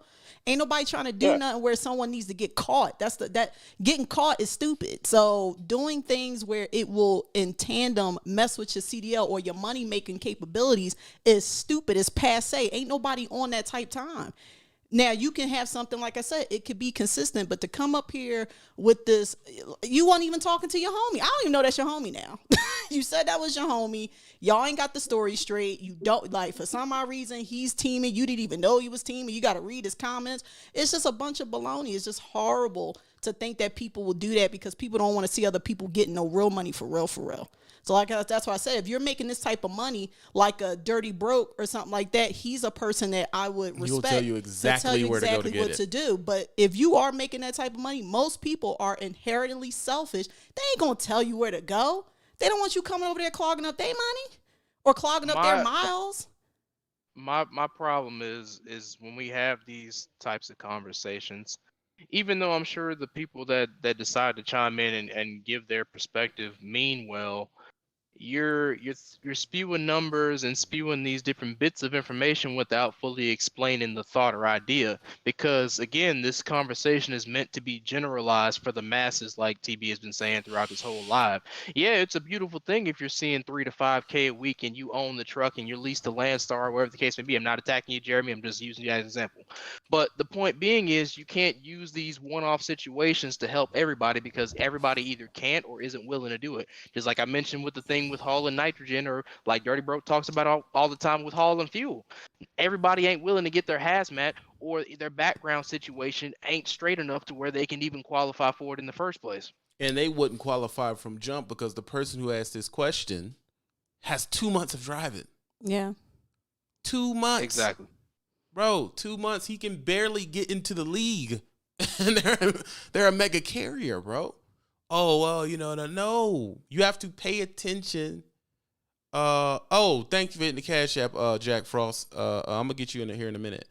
You have to pay attention to what I'm saying. Yeah, that works when you start talking about elite people, but we're talking about someone who's asking to make a certain amount of money when they don't even have the skill based around doing it. Even if y'all are in New York, you would need the skill to run in and out of New York doing traffic, duck bridges, and a 2-month guy don't have that. Mm-hmm. Nate B says so Cisco basically is the answer. Everybody, yeah. There's a couple companies out here that pay near $100,000 depending on where you live. And let's talk about that real quick. If you down in Georgia and Cisco pay $80,000, and then you go to Philadelphia and they pay $100, the cost of living is gonna take that extra money. You still making the same amount of money. Let's get that out the way. But you can see that big number. But that work is a bunch. That is a lot of freaking work. That, let's be real, y'all barely want to do the time stuff you got to do. Let me tell you something. If you can barely do what do they call that? Stuff OTR, you shouldn't even be saying the word Cisco. If you're barely doing what you're supposed to do OTR, you don't even need to look in Cisco's direction. These guys are waking up 2, 3, 4 o'clock in the morning. So I don't see how. If you're not disciplined enough to master a clock OTR, you're not going to do it at Cisco or any pick and drop place for that matter, whether it be Cisco, Old Dominion, RLNL, any of these places that require you to run like a machine clock. It's not going to happen because you're already building bad habits from OTR. Exactly. Dollar Tree. And y'all believe if you go home, it's easier. That's a lie, bro. That when the closer you get to home, the harder the work's gonna get. That's just flat out what it is. Who just jumped in my Discord? Trevor. Hey, how's it going? What's going on, buddy? We're discussing making $10K a week. Making $10K a week company. A month company. I keep saying a week. A month company.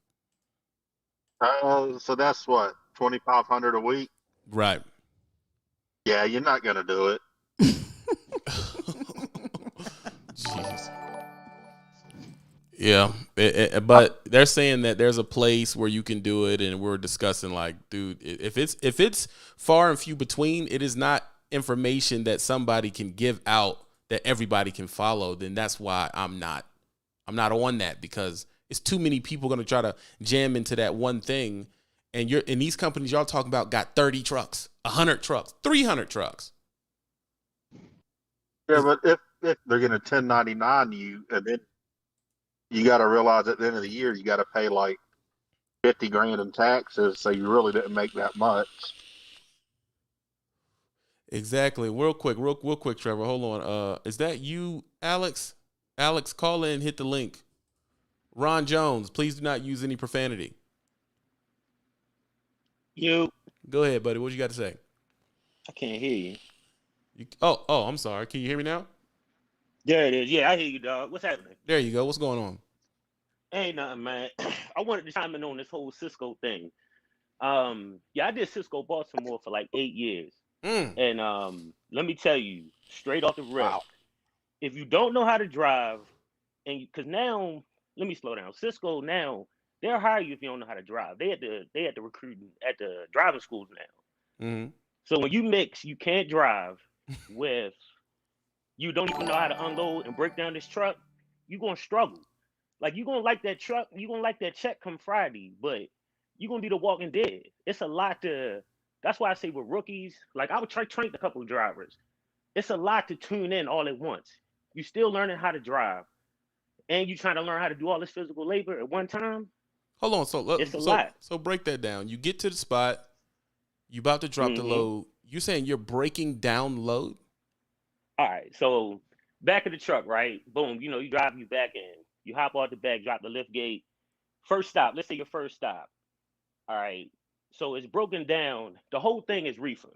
All right, and then your freezer might be blocked off. Your freezer is bulkheaded. Mm-hmm. All right, so you have freezer, cooler, and dry pallet. It can't all be mixed together. So let's say if your first stop is not 100 plus cases, you're going to be working hard because you got to break down 30 cooler pieces, 30 dry pieces, 40. You see, I'm not doing 100, 100. You know what I mean? The math, but it could be 30, 40, 40 in freezer, cooler, and dry. And you got to break all of that down. Dang. And then run it in. And run it in like on a dolly? Carts. Oh. Yeah, when I was running that, I had 3 hand carts and a 4-wheeler.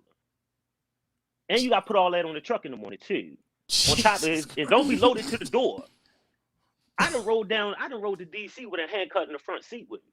Because it's so loaded to the door, I can't put it nowhere else. That's crazy. And this is one, and let me tell this to people too. when you talk to guys on the street that you see Cisco drivers, definitely if you see them at a hospital, hotel, any of these big stops, that's a pallet drop, yo. Yeah. Don't let them gas you to thinking that this job they don't. We know it's a pallet drop because y'all be holding up the traffic. Yeah. Right.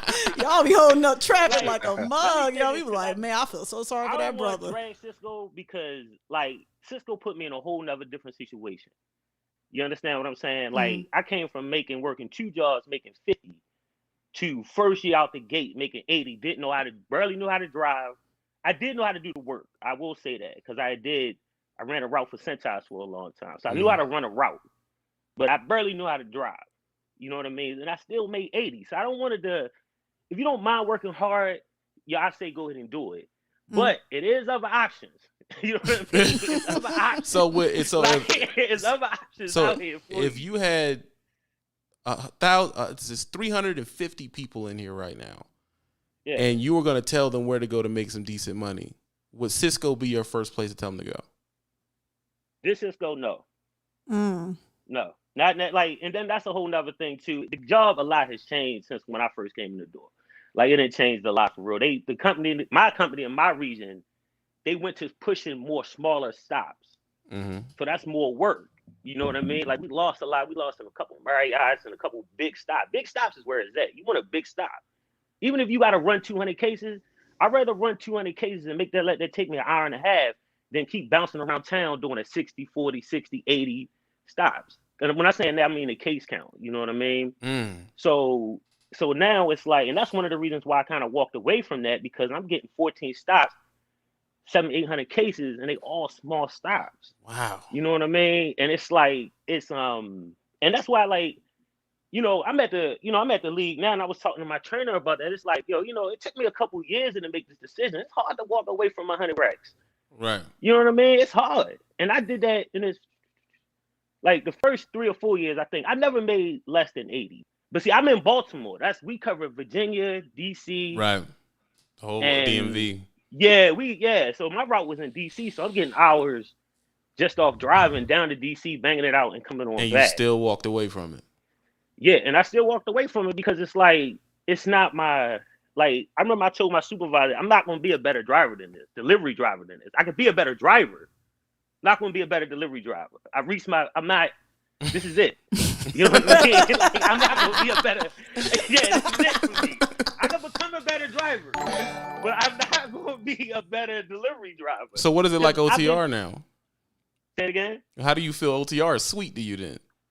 Nah, this the thing, bro. Like, I've been meaning, because I'm in the past, I've been meaning to catch up with you and shit. Bro, I got hurt, man. I got into an accident, bro. Sorry to hear that, brother. Yeah, I broke my wrist, man. Ouch. So I've been out. Yeah.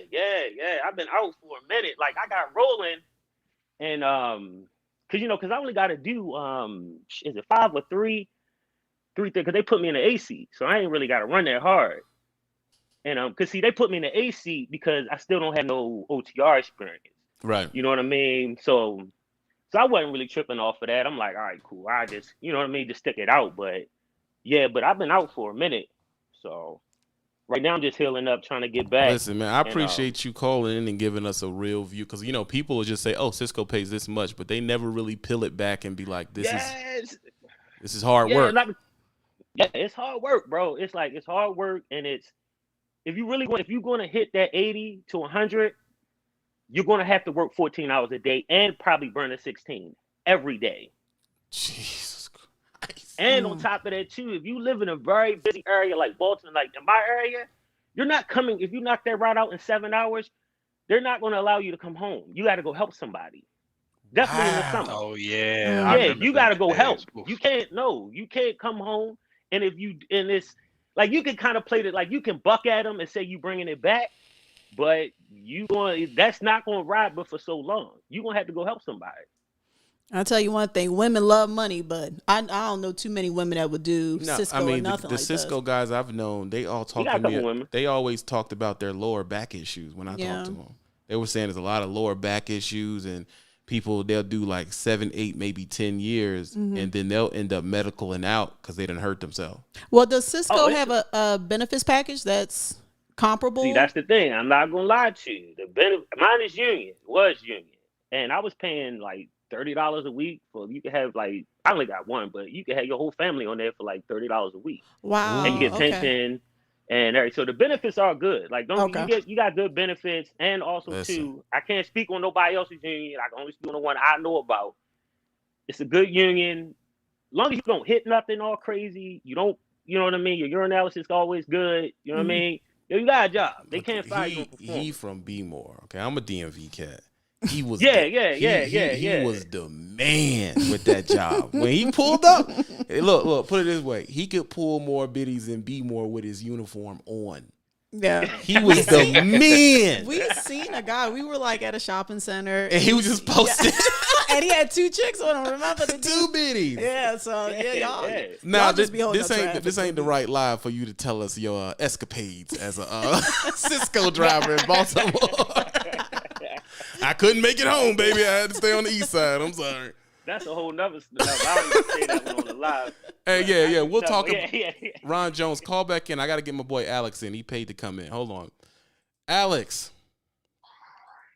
TB and way too fly. What's Big going on, Alex? flip money grip. Tell us how you company banging $12K a month, bro. Tell us about that. Well, I do understand that whole this amount a week, that amount a month. That's no. That's maybe average. You know what I mean? Mm-hmm. But from a man that hauls tanker, has hazmat triples and doubles, there is a company called Langer, Langer. They're headquartered out of New Jersey. I don't read a settlement that my boy said. Okay, this man, for pre-trip and post-trips, he did in total was 3 hours for his pre-trip and his post-trip. It was a total of 3 hours. They paid him $28.62 for an hour. So pretty much they paid him to do a post-trip and the pre-trip. Okay. Mm-hmm. When they go to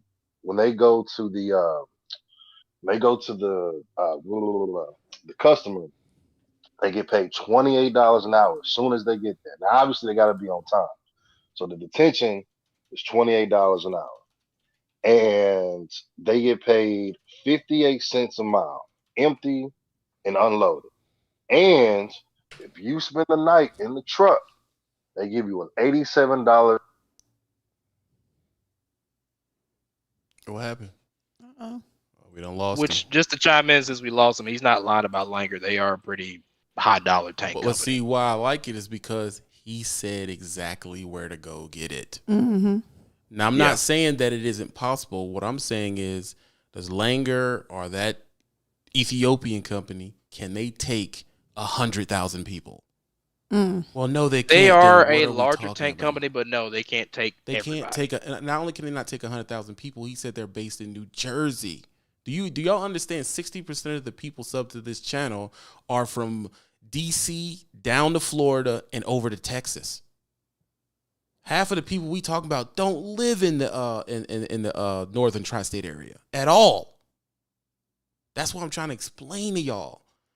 Is your information applicable to the people that are even watching? Let me tell you something. Phil ain't leaving Texas to go to New Jersey, bro. I'm definitely not. Okay.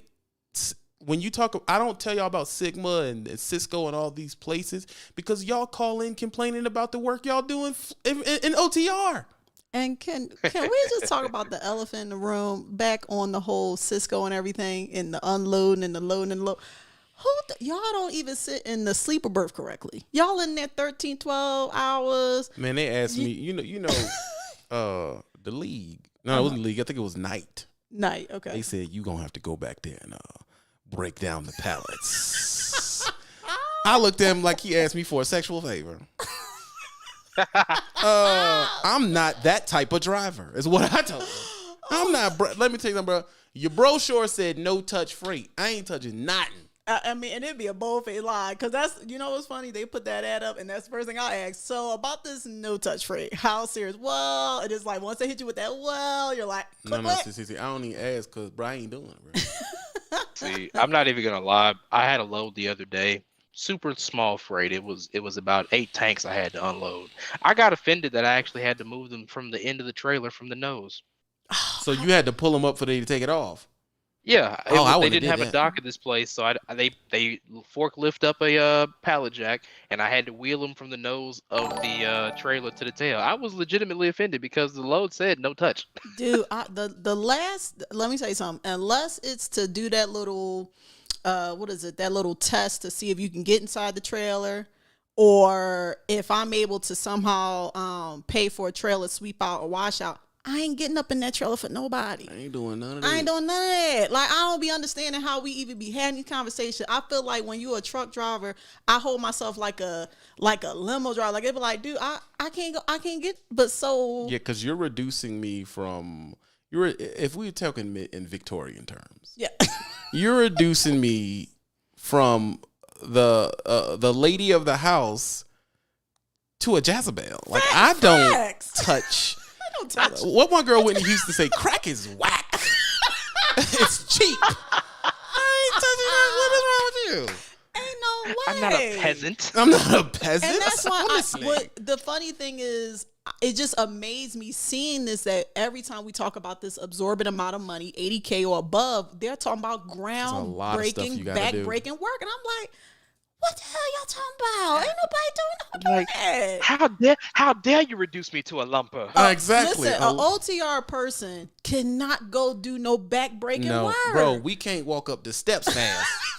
Remember the first time we got out of the truck and we had to walk from this part to the other side of town? We almost died.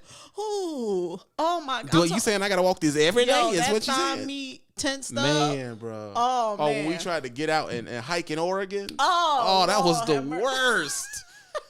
And I had little 7-year-olds walking by me like, keep it up, Jack. What about keep the going. old man with the cane walk past? Oh, the old man with Phil. We was at this spot. We're walking uphill. The old dude passed us with the cane, bro. Oh wow. Yo. With the cane. Not the walking stick, dude. No, not the walking stick. He had a I need help walking cane, bro. Cane, like he was of age. It was the AARP issued cane. with the tri rubber joints on the bottom. Facts, Road Dog. He said CDL stands for can't do labor. Hold on. Tenzo's back. Tenzo. Ooh, that's cold. Can't do labor. Ooh, that's cold. Well, Tenzo, I appreciate you because you said where you can go and do it. Like you said, this is the name. You can search it on Google. Booyah, it's right then and there. So you need a tanker, and how much time driving do you need? All you need is 1 year of experience, bro. That's it. 1 year of experience. Now, they do require no more than one moving violation. And one thing that I've learned is that companies that really pay well, they might have, we need 1 year experience or 2 years experience. But for the new guys that are just coming into trucking in general, and I learned this from UTB, asking the recruiter the right questions, like understanding, like, okay, where does this company run? All these other things, it'll let you know. Like the recruiters, if you ask the right questions, they'll slip. The recruiters will tell you if drivers are really making, money, but at the same time, it also depends on the driver as well. So really it's about, asking the right questions. But a lot of these good, like Cisco, they only require, I think, 1 year of driving experience. Not anymore. They're taking you right when you get your CDL. Yeah, not right now because of post-COVID they're doing it like they taking you butt naked, and you know what they're gonna learn? It's better to take you butt naked because you don't know no better. Yeah, it's easier to mold you that way. It's easier to mold you into that situation. This is hold on. Landstar Trucking, is that? Lone Star Trucking. I thought it was Landstar Trucking. But the thing I want people to understand, we're talking about the masses. And it's another thing too. A lot of people, me included, I don't want no hazardous thing in a tank behind me. I'm not interested in that. Me personally. I'm not about to do Hey, it. I enjoy doing it. Keeps me on my toes. sorry, go ahead. Yeah, no, we're not talking about in your box, Phil. We talking about a No, I did legit, tanks as a rookie. a legit tank, basically a Boeing missile behind you. I'm not doing that, bro. You could be on your toes, but Yeah, your I had booty a hole gonna be I had a clenched. 3000 tank as a rookie. Yeah, you a real cat. Let me be real with y'all. I ain't doing it, bro. Let me tell you And something. you know what? Huh? And you know what? And that is fine. You know, because for me, when I first got my CDL, I was all about, where's the money? Where's the money? And people told me hazmat and tanker. Now, like I put in the live chat, I'm starting with a company. My orientation is this Thursday and Friday with a place called Coastal Plain Trucker. And I think, Phil, I think you mentioned about that liquid nitrogen. That's what I'm going to be hauling. And even the recruiter, and he's not a third party, he wasn't a third party recruiter, but he was telling me that, guys were making between 2,000 and 2,500, but I don't care what recruiter, I don't care if it's 1,000 a week, $2,000 a week. Okay. In trucking, there's no such thing as every week. Now, he did tell me, right. There's just no, there's just no way. But the job does require, he did say that as long as you are available for dispatch, you do get a guaranteed 1,500 a week. You know what I mean? So That's dope. you do 50, right. You get guaranteed. Now, the reason that I'm saying all of that is for the simple fact that, it, everything can sound good, but when it comes down to the nitty gritty, like I understand that liquid nitrogen, like I don't let the money fool me. I understand that I'm gonna have to work for that. You know what I mean? And like way too fly. I think you mentioned.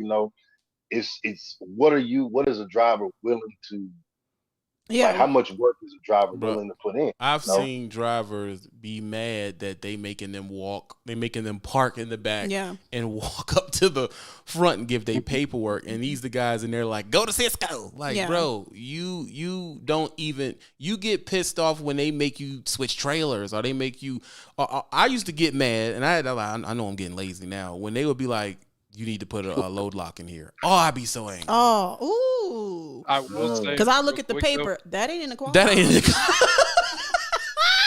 I'm like, whoa, wait a minute. That ain't in the Qualcomm now. Y'all can't treat us like this. My thing is with Phil said something earlier. Oh, I know people mean well. See, I don't think like that no more. That whole mean well stuff, that's out the door. Here's the truth in wholeheartedness. There's a lot of things that people are not willing to do, and they will lie and make it seem like they will. One of them being, let's just take it off tangent, winter. Y'all pull over like nobody's business. Y'all ain't trying to chain and run through the winter. Yeah, y'all do. What? So it's like, why do we again? You my can biggest go to thing, my play the channel and look at my hard road running, my Badlands, and there's a whole bunch of people under there saying I wouldn't do that. Yeah, I wouldn't do that. You're crazy. This is irresponsible. You shouldn't have kept driving. But there's trucks driving right behind me. Yep. What are you talking about? You have to choose the risk that. 1 second, Tenzo, because my boy Royal just jumped in. You got to choose the risk that you're willing to take. Phil, he's a gangster. I will say he's willing to take that risk. Real quick about the liquid nitrogen, real quick.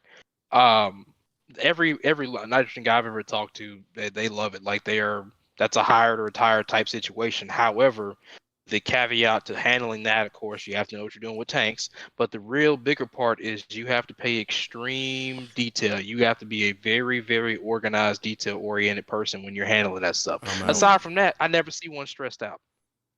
Yeah, I'm out. My brother tried to get me to sign up to be a subcontractor in Afghanistan. Jesus Christ. And I looked at him like, bro, I don't want to drive through Chicago. You talking about Afghanistan?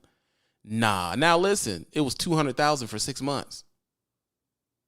And, and I'd take that. Listen. I'm not even done. Tax free. Yeah. You get the whole because you're in a war zone. Bruh, I said they could have said it was $2 million and I can get slapped on the booty by Beyonce, bro. It ain't happening, bro.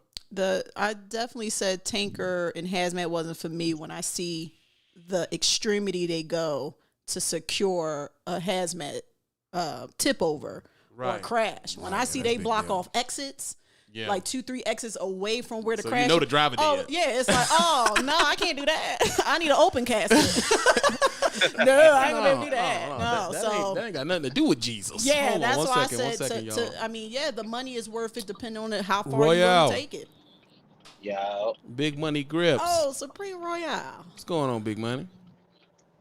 Not much, man. Just been cooling. Been cooling. Yeah. Look. All right. So it's gonna be a while, but where I work at, is the name of the company is UNFI. Similar to Cisco, not really. We're not working that hard. You do have to bust down pallets occasionally, but it's like literally maybe 4 to 5 spots where you would have to do that at. Mm-hmm. And I have actually been trained by a guy that made 6 figures working here. Mm-hmm. So it's possible. But yes, you will be working your tail off. Now, you have to have the stamina to do that because like old boy said with Cisco, I've had to work 16-hour days. And I also had to run a little on the hot boy side to get back home. But at the end of the day, the money is there. So that's just my take on it. There are spots locally, but you're gonna have to put in the work. You can't be lazy. You can't be lazy about it. All money ain't good money. Listen, I'm lazy. I ain't doing none of that. Yeah, all money ain't good money. I ain't doing none of that. I ain't doing it, y'all. And just for some people to get the idea of what my schedule is like now.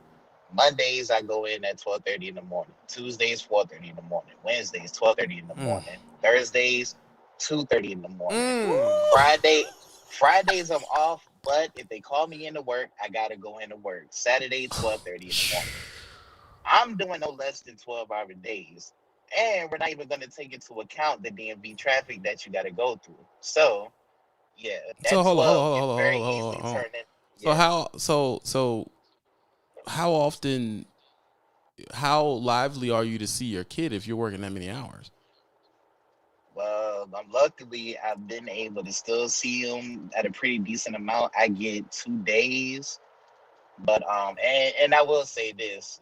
The people that I'm working with, they're flexible, but you got to give them space to be flexible. You know what I'm saying? You can't just pop up on them like the day before and be like, hey, I need this day off. It's not going to happen. So I've been kind of fortunate. Plus, I do what I'm supposed to do. So you kind of get in good with the people you work with when you do that. If you just BSing around, then yeah, you're not really going to be able to get them to compromise with you like you need them to. I'm going to be real with you, Royale. Ain't no way in Jimmy D. Cricket and Jesus' church that I would do that job. First of all, you calling me 4 in the morning, I'm done. 3, I'm done. 12, I'm gonna press charges on you. That's an ungodly hour. That's an ungodly hour. Ungodly hour. You know my grandmama, if you knocked on my grandmama door at 3 in the morning, she'll shoot you, bro. Hey man, but here's the thing. Something else that he just reminded me to think about when it comes to doing those type of situations. There's no more multiple days off like you do when you're OTR. There's no I ran for 21 days, so now I'm gonna take a week off. No, you get your 36 to 48 hours, and then you back to it for another 6 days. That's rough, bro. Listen, Roy, I didn't know you was slaving like that, man. And what I want you to do is you know, pick up the good book and read it and get your life together, bro. Because there ain't no way in Jimmy D. Cricket you waking me up 2-3 in the morning. It's just not convincing, Supreme. No, I'm sorry. you ain't sell me. You didn't sell, bro. Sorry. Hey, look, but here's the beautiful thing, though. I'm not, when the local conversation, it ain't to sell you on it because it's hard work. Okay. It's hard work. You got to be built for that. And I'm be honest with you, if your situation calls for you to do that, you really ain't got no room to complain about it. Because given my situation, I have to do this. So there ain't no complaining, ain't no moaning. I would say the other word, Christian but we trying to be clean. Absolutely. So yeah, so I mean, and what I wish you gotta just do what you gotta do. You know what I mean? Man up and handle your business. Well, let me ask you this, Supreme. Are you gonna retire out from here, or you're just using this to get to the next step in your trucking career? No. As far as trucking, this is it. Just like Michael Jackson, this is it. I'm good. You know what I mean? I'm gonna go ahead and just gonna be where I chill at. Besides, and this is like I'm part of the union, but that's up in the air because contracts next year. So I don't know how that's gonna go. So I'm cooling. Hopefully this will be the last trucking situation I have to deal with. Well, ladies, Supreme Royale is a hard-working man. Yes, he is. Making $37,000 a day. And he'll help you out of any situation, especially if you're gaming. You can get whatever you like. No, the hell not. He's simping and tricking at the same time. No, he got the money. You got the money, bro. Don't do that. You got the money, man. Nah, that's what we not gonna do. Listen, you just work for it. You can get away, bro. Nah, not even. Yeah, but understand he's cheap. You may be able to get cheese on that double cheeseburger. I appreciate you, Supreme Royal. Don't do drugs. Right. Be happy. Peace, good brother. Trevor, go ahead and say what you got to say. You didn't get to talk much before people start calling in. Guess Trevor's phone's messed up. Phil? I'm just enjoying vacation. I ain't got nothing to say. You still on? You ain't driving yet? Nah, the parts are still on back order. Jeez. But I don't know. Hopefully another 2 weeks and I'll be back out there. And are you getting paid $3,000 on them weeks the truck ain't running? Nah, I'm losing I'm still paying for the trailer, insurance, all that. And then the money, my income that I'm losing. So you're so ignorant. I'm not ignorant. I mean, people say it's a week, right? Trevor makes $3,000 a week. Then why they ain't giving him the $3,000 when the truck broke down? Nah, I average about anywhere from like 37 to 52 a week. But if I'm not working, I'm losing $1,200 a week. Plus the 37 to 52 that I'm not making. So. Right. And the owner you knew the owner before you started driving? Yeah. Talk about a connection, ain't it? now, when I say that, it's wrong. Well, see Trevor doing it, yeah, but that's Trevor homeboy. Yeah. I can't walk up to Trevor homeboy and be like, "Let's go to dinner, bro." He's like, "Who are you?" Yeah, come on down. Yeah, and even if I did, I know Trevor. That's still a connection. That means that Jim Biggity Bo Bob from Arkansas ain't gonna just be able to slide in and do what I get to do because he don't know Trevor or he don't know the guy. Yeah. Listen. And I'll even credit my situation to our relationship being built over the last 6 months. I still had to go through the process like everybody else, but I feel like a large helping factor was the fact that we built the rapport that we did. So, that is great. So can you send me $100? I appreciate that, bro. You just said I made you $8,000 a week. Dang. Phil just dropped $200 in the cash app. Bang it. And then, and can we be honest about the teaming situation? Unless you're doing your teammate, and it's coming into one pot, it's really not as good. You saying I got sex with you? Hey, keep going on with it. I'm just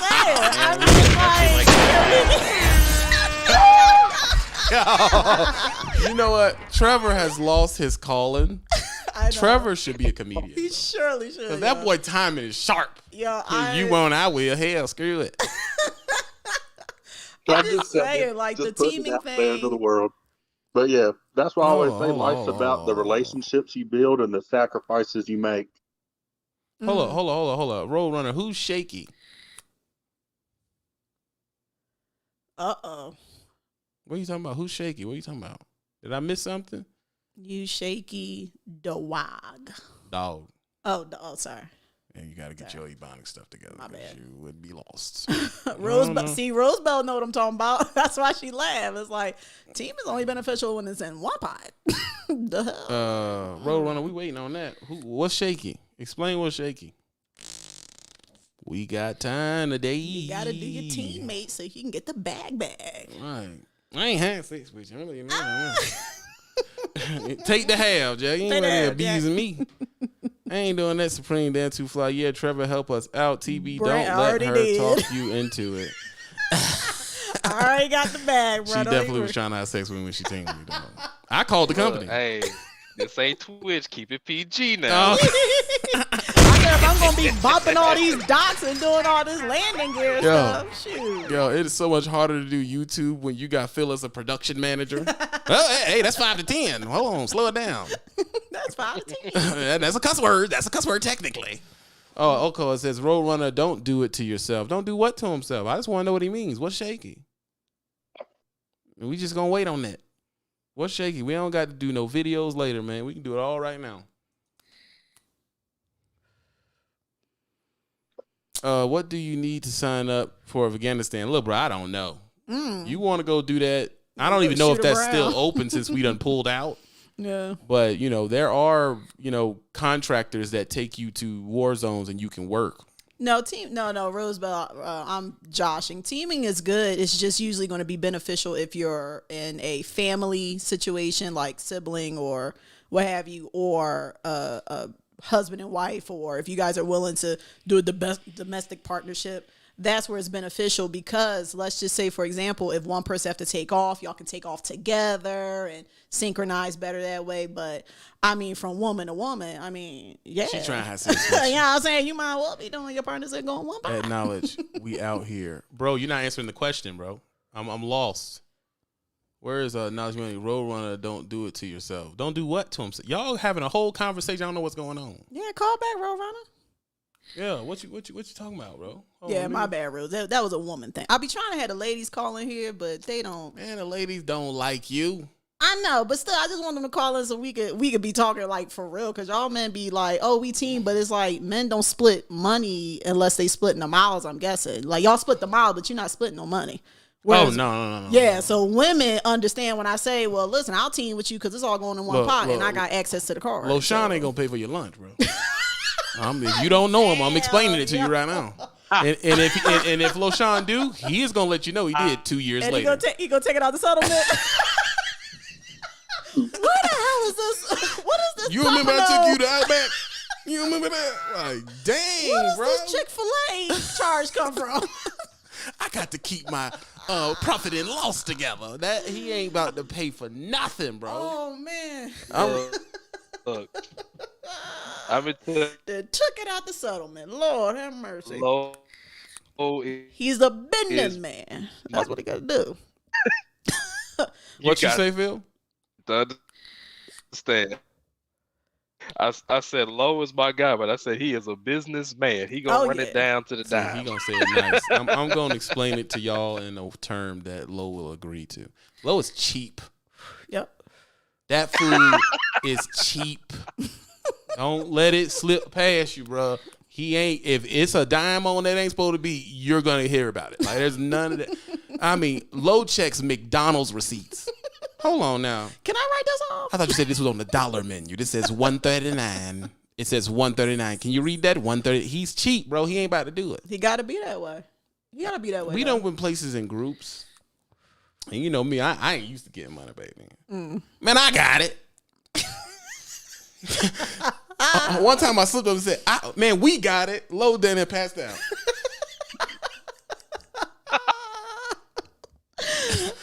Get in the rental car. What's with this stuff? He's cheap, bro. Speaking French. That's just who he is, bro. And my thing is, he's been prolific at that. That's why he's got to where he at. I ain't hating on it, but know who you dealing with. If Phil came here right now, I'd make sure everything he had was paid for. I'd make sure he eat and all that stuff. Oh, we know how Phil get down. Phil said, we talking about going out, take your lady out to dinner. Everybody saying 100, 200. He said $70. And we was like. And that's for both of us to eat. That ain't when you with Phil, that ain't for you, sweetheart. That's for us. That's for us.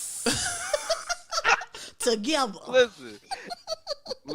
I just have a cheap date. That's all. And he said that's like every 3 months. I'm not restrictive on the budget. It's just that's just where it end up at. I ain't nothing wrong with it. Dominique, who are you? Dominique Cleanser. Can I call in? Yes, sir. You can call in. Everybody else had to pay their $20 fee, bro. You got to pay your fee, bro. Hit the cash out. Pay your fare. But speaking of which, though, I do need to feed my wife, so I'm gonna get on out of here. Y'all. Well, go on, give it that $20 special, man. Go on, get on out of here. That 2 for $20. Bye, Phil. Have fun at Denny's. Y'all care get a minute to explain something to King? Yeah, go ahead, do your thing. All right, yeah, he's been asking. As far as bleach goes, if you're hauling it in bulk, like a tanker, it's a hazmat load. But if it's packaged for resale, like in bottles and you're going to Walmart, it's not considered hazmat. You don't need placards, and it's not marked as hazmat on the bills, so you're good. So King out there running illegal.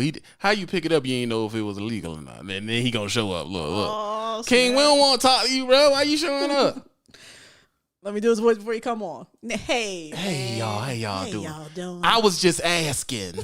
Y'all just know because I picked up bleach before and I didn't I know how to do this. Hold on, here go King. Hold on. King. Say, man. What you smiling about, bro? What's so funny? Because I'm just happy, bro. You ain't allowed to be happy, bro. What you happy about? I ain't allowed to be. Okay, hey, 3 months is going down. What's going down, bro? Oh, I'm done. You ain't getting out the game, bro. Stop lying, bro. I know. Watch. Hey, but look, though. We got a driver that needs some help with this bleach thing. I need Trevor to explain it. He just did. I didn't hear him. He basically said if it's Trevor, say it again, bro. If you're hauling in bulk, like a tanker full of bleach, you need a hazmat and you need to placard your tank. But if it's for individual resale, like you're taking gallon jugs to Dollar Tree, it's not considered a hazmat. It's not marked as hazmat on the BOL, and you don't need to placard it. So did the guy need it placard or no? No. Oh, he didn't. Okay. So he good, yeah, because we got to look out for our fellow drivers, man. Some stuff that we don't know, we always have sources. Hold on, King. Stop. First of all, you retiring, bro. You understand you no longer a driver, don't you? I understand that, but if I seen a man falling, I'm gonna try to help him. Okay, I'm just gonna let you know that in the world they're gonna let you know that you ain't no driver, but they gonna throw that in your face, bro. You can't be saying you no driver, dog. You flowing. Hey, that's fine though, but I'm gonna be rich. Like you ain't no driver. Hold on, bro. I gotta get Dominique in here, man. He done paid him money, bro. Hold on. Did he pay him money? Okay. Dominique, I don't see you on here, Jack. Where your money at, bro? And the words of suck it up and enjoy your 40 to get 60K. Yeah, I don't see where your money at, Dominique. I hit the cash app to call in, Jack. Everybody else had to pay, man. I gotta make you pay too, man. That ain't fair, bro. Hold on 1 second. Maybe he paid on something else. Dominique. Yeah, can you hear me? Yes, sir. Yeah, so I'm You good? Go ahead. Yeah, let me see. I'm a Patreon. Oh, I didn't know that. Go ahead. You good then? Patreon. You good then? You good? How much is it? Nah, bro, you good if you Patreon. I didn't know you was a Patreon, bro. That's my fault. Yeah, I'm a Patreon. Yeah, you good. Yeah, can you hear me? Yes, sir. All right. So a DG driver at Warner, and I'm a DG driver at Warner, and some people be saying that they be playing like 10,000. 10,000 for what? What'd you say? They're paying $10,000? No, they're not. Oh, so they be lying about it? Yeah, they lying. Oh. So if they not paying 10, what they paying? You hear me? I can hear you. If they not paying 10 grand, what are they paying? They not. If you're a DG driver at Warner, they're playing at least 2,000 to 1,000. 2,000 to 1,000. So it's not 10,000. And is it all the time? Yes. Yes.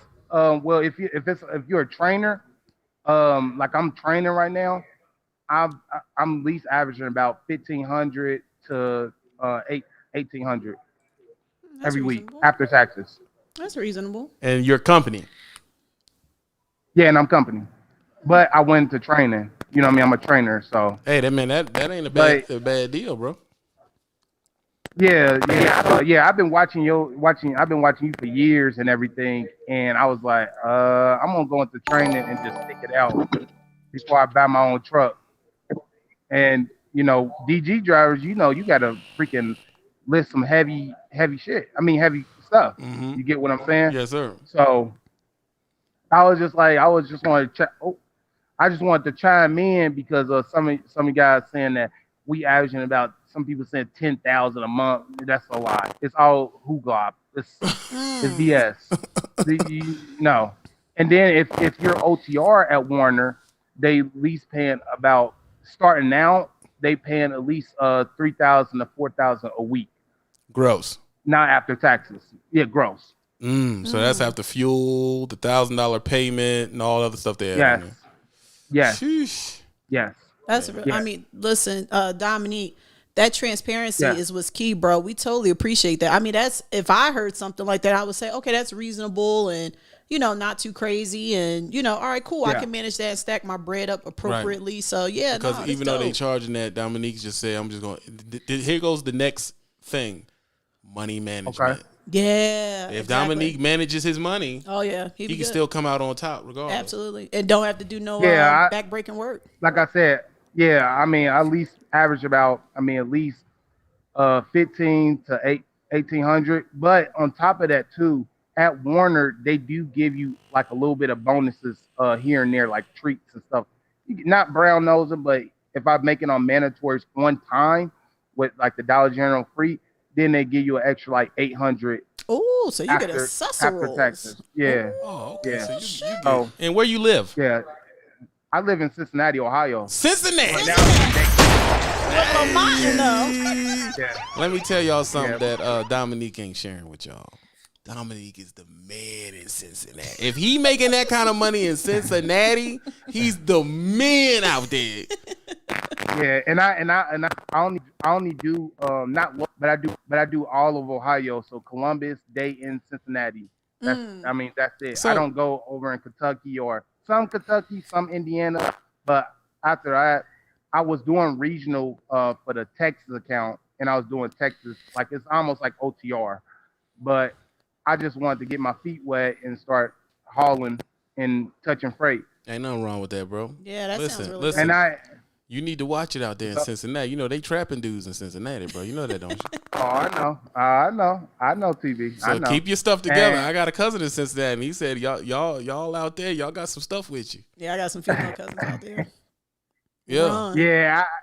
I didn't. Hey, I was just wondering that, man, because I was just like, I've been watching the old TV shows, and I learned everything straight from you, how to run my client and everything. Like, and when you told me, you said on one time back in the day, you said that I should have stayed at Prime training.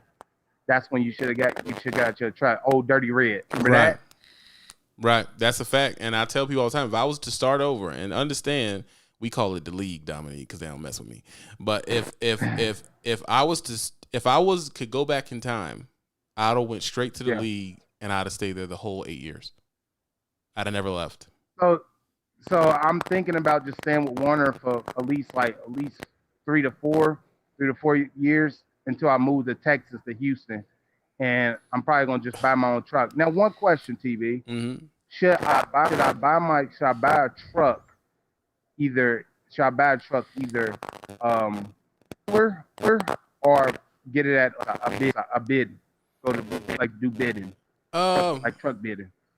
First of all, whatever you do, make sure you can take the truck to get inspected. And usually, when you go start bidding on like auctions and stuff, you really can't take it to get inspected. I would personally, if I can't drive it and take it to the dealership to get inspected, I personally wouldn't do it. So that's just my view on it. If I was you, are you good at mechanics? Are you good at fixing stuff? No, I just only could change head light bulbs. That's it. Then I would suggest you go a little bit as new as possible, bro. If you're not gonna be able to, take care of some stuff on your own. And the real thing, when they say new, it ain't even the condition of the truck only; it's the warranty. So if you could get something and get a 3-year warranty with a bunch of time on it, where you can say, okay, I don't have to worry about nothing major for the first 3 years to get on my feet, That would be way safer, bro. But it is gonna cost a little bit more money, but you're not worrying about if a light comes on, like if the guy who didn't get a warranty. So I'll be worrying about warranties. And number one, let's get this out the way, because what you going to get a Freightliner, ain't you? Probably either Freightliner or Volvo. Right now, I'm driving a Kenworth, the Ken Dog, the K Dub. Okay. But I'm saying the one you gonna go buy is gonna be a Freightliner or a Volvo. Probably a Freightliner or Volvo. That's so always so. Now, before you buy one of those, I suggest you check what their shop rates are at Volvo before you hop out there for your first truck you own and buy one of them joints. So just check the shop rates and see if you big money grips, you don't mind paying that price hourly and understanding that the availability for the parts are not going to be the same as Freightliner. So you got to understand that too. But if you got the money, you balling, so screw it. Nah, I ain't balling. And the other thing is that let's get this out of the mix too.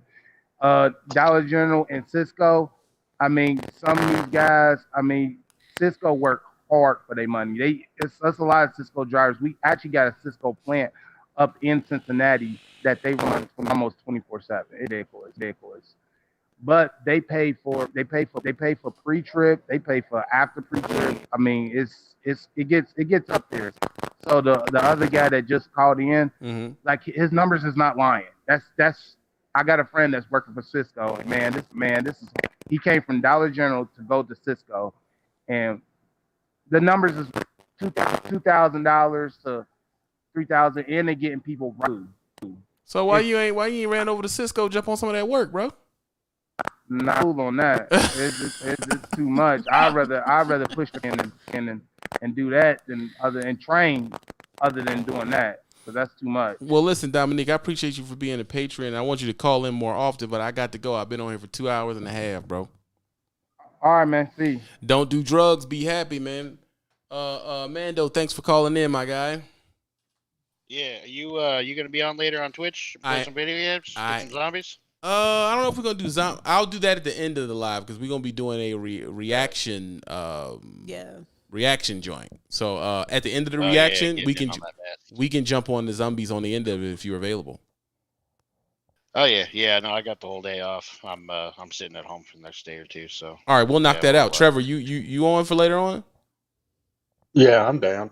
All right, cool. Then we can actually get somewhere in the game. Then, if y'all don't know me, Trevor, Mando, Manic, we be on Twitch, playing games and chilling and chit chatting. So go over to the Twitch Burning Miles and follow immediately. And I appreciate y'all for calling in, bro. Hold up. Is that you, Law? Listen, man. First you told people just yesterday not to check the load and ride around with 1,000 pounds of smack in their trailer. You know what I'm saying? Now we're trying to tell these people, man, to go out here and buy another Dirty Red so they can be singing that same old sob story about, I should have kept training, but I wanted to get out here with the big dogs. Who's the big dogs? Anybody that has their own truck with a red bone in the engine, you know what I'm saying? With the Cummins coming down the road, blowing doors off cats. You know what I'm saying? You know who the big dogs is out here in these streets, man. Listen, bro. You didn't listen to the sob story that Trevor just said about the Cummins, bro. Listen, Trevor's an idiot. Trevor's an idiot, all right? Trevor's an idiot. Jeez. Idiot. Why is he an idiot? Because Trevor didn't listen to me nor Phil. True. Me nor Phil. So he goes in the category. He goes in the box. Trevor did. He goes in the chimpanzee monkey box, man. Complete disclosure. Out of these monkeys, bro. Complete disclosure. Trevor did buy that truck with 600,000 miles on it, so he gonna have to take the lick on that. He gonna take the hit on that. We did not. I don't even think he said anything about the 600,000 miles when he were talking about buying the truck. I don't remember him saying that. Listen, but he didn't say nothing about no 600,000 miles, because if he did, we'd all been like, Lord Jesus time. You've been driving how long? And this your first truck? And that's what, no, sir. No warranty, no nothing. Come on, man. Well, Come on, man. This what we'll do tomorrow. We'll go live because you came in 2.5 hours late. I'm about to get off, but tomorrow we gonna talk about what truck to buy, and we'll break down the full situation with Trevor and what to buy and all that stuff. We can break it down, and we can even have a Cummins Detroit conversation if y'all want to. Are you gonna be home tomorrow? Wow. I might, but I don't want to do that because I don't want to talk about these monkeys no more. Yo, I ain't trying to help these monkeys. Bro, you want all the troubles because you already done gotten a lot of trouble for calling people monkeys, dog. Here's a question: are you a monkey as well? You said what you say? Are you a monkey as well? Am I a monkey? Yeah. I'm a gorilla. Okay. I'm a gorilla. So you so now that he said that, y'all make sure y'all go full fledged tomorrow when he jump on here, because I thought he was included himself in the monkeyness. No, he wasn't included. I'm not a he's monkey. excluded. Oh. No, I'm not in the chimpanzee barrel. No, I'm not with the barrel of chimps. And just so we're clear, what constitute a monkey in the trucking industry again? Read the fine print, people. That's all I'm saying. Exactly. He ain't that light skinned. I'm not helping you monkeys no more. Listen, I'm tired of talking. Yo. Wow. This is podcast about trying statements. I ain't saying that. Listen, dude, I gotta go. Put a banana emoji. Put a banana emoji in the comments if you sick and tired of law out here teaching these monkeys and they not even listening to nothing I said, going out here buying 600,000 miles, a truck with 600,000 miles. I'm sick of it. All right, we're gonna talk about it tomorrow. I got to go, and I gotta hit the store real quick and then set up for my my game Twitch. Make sure you get home, get on the PlayStation. We gonna talk about it. Also, past has to die trying. Trevor says you better get on tomorrow, Law. I will hurt your feelings. It is. Don't make no excuses, bruh. Don't make no excuses, bruh. That's a vickety fact. Listen, y'all, don't do drugs. Be happy. Stay out of trouble. Much love to the game and the rebirth and the re-education. This is only for the nation. And, of course,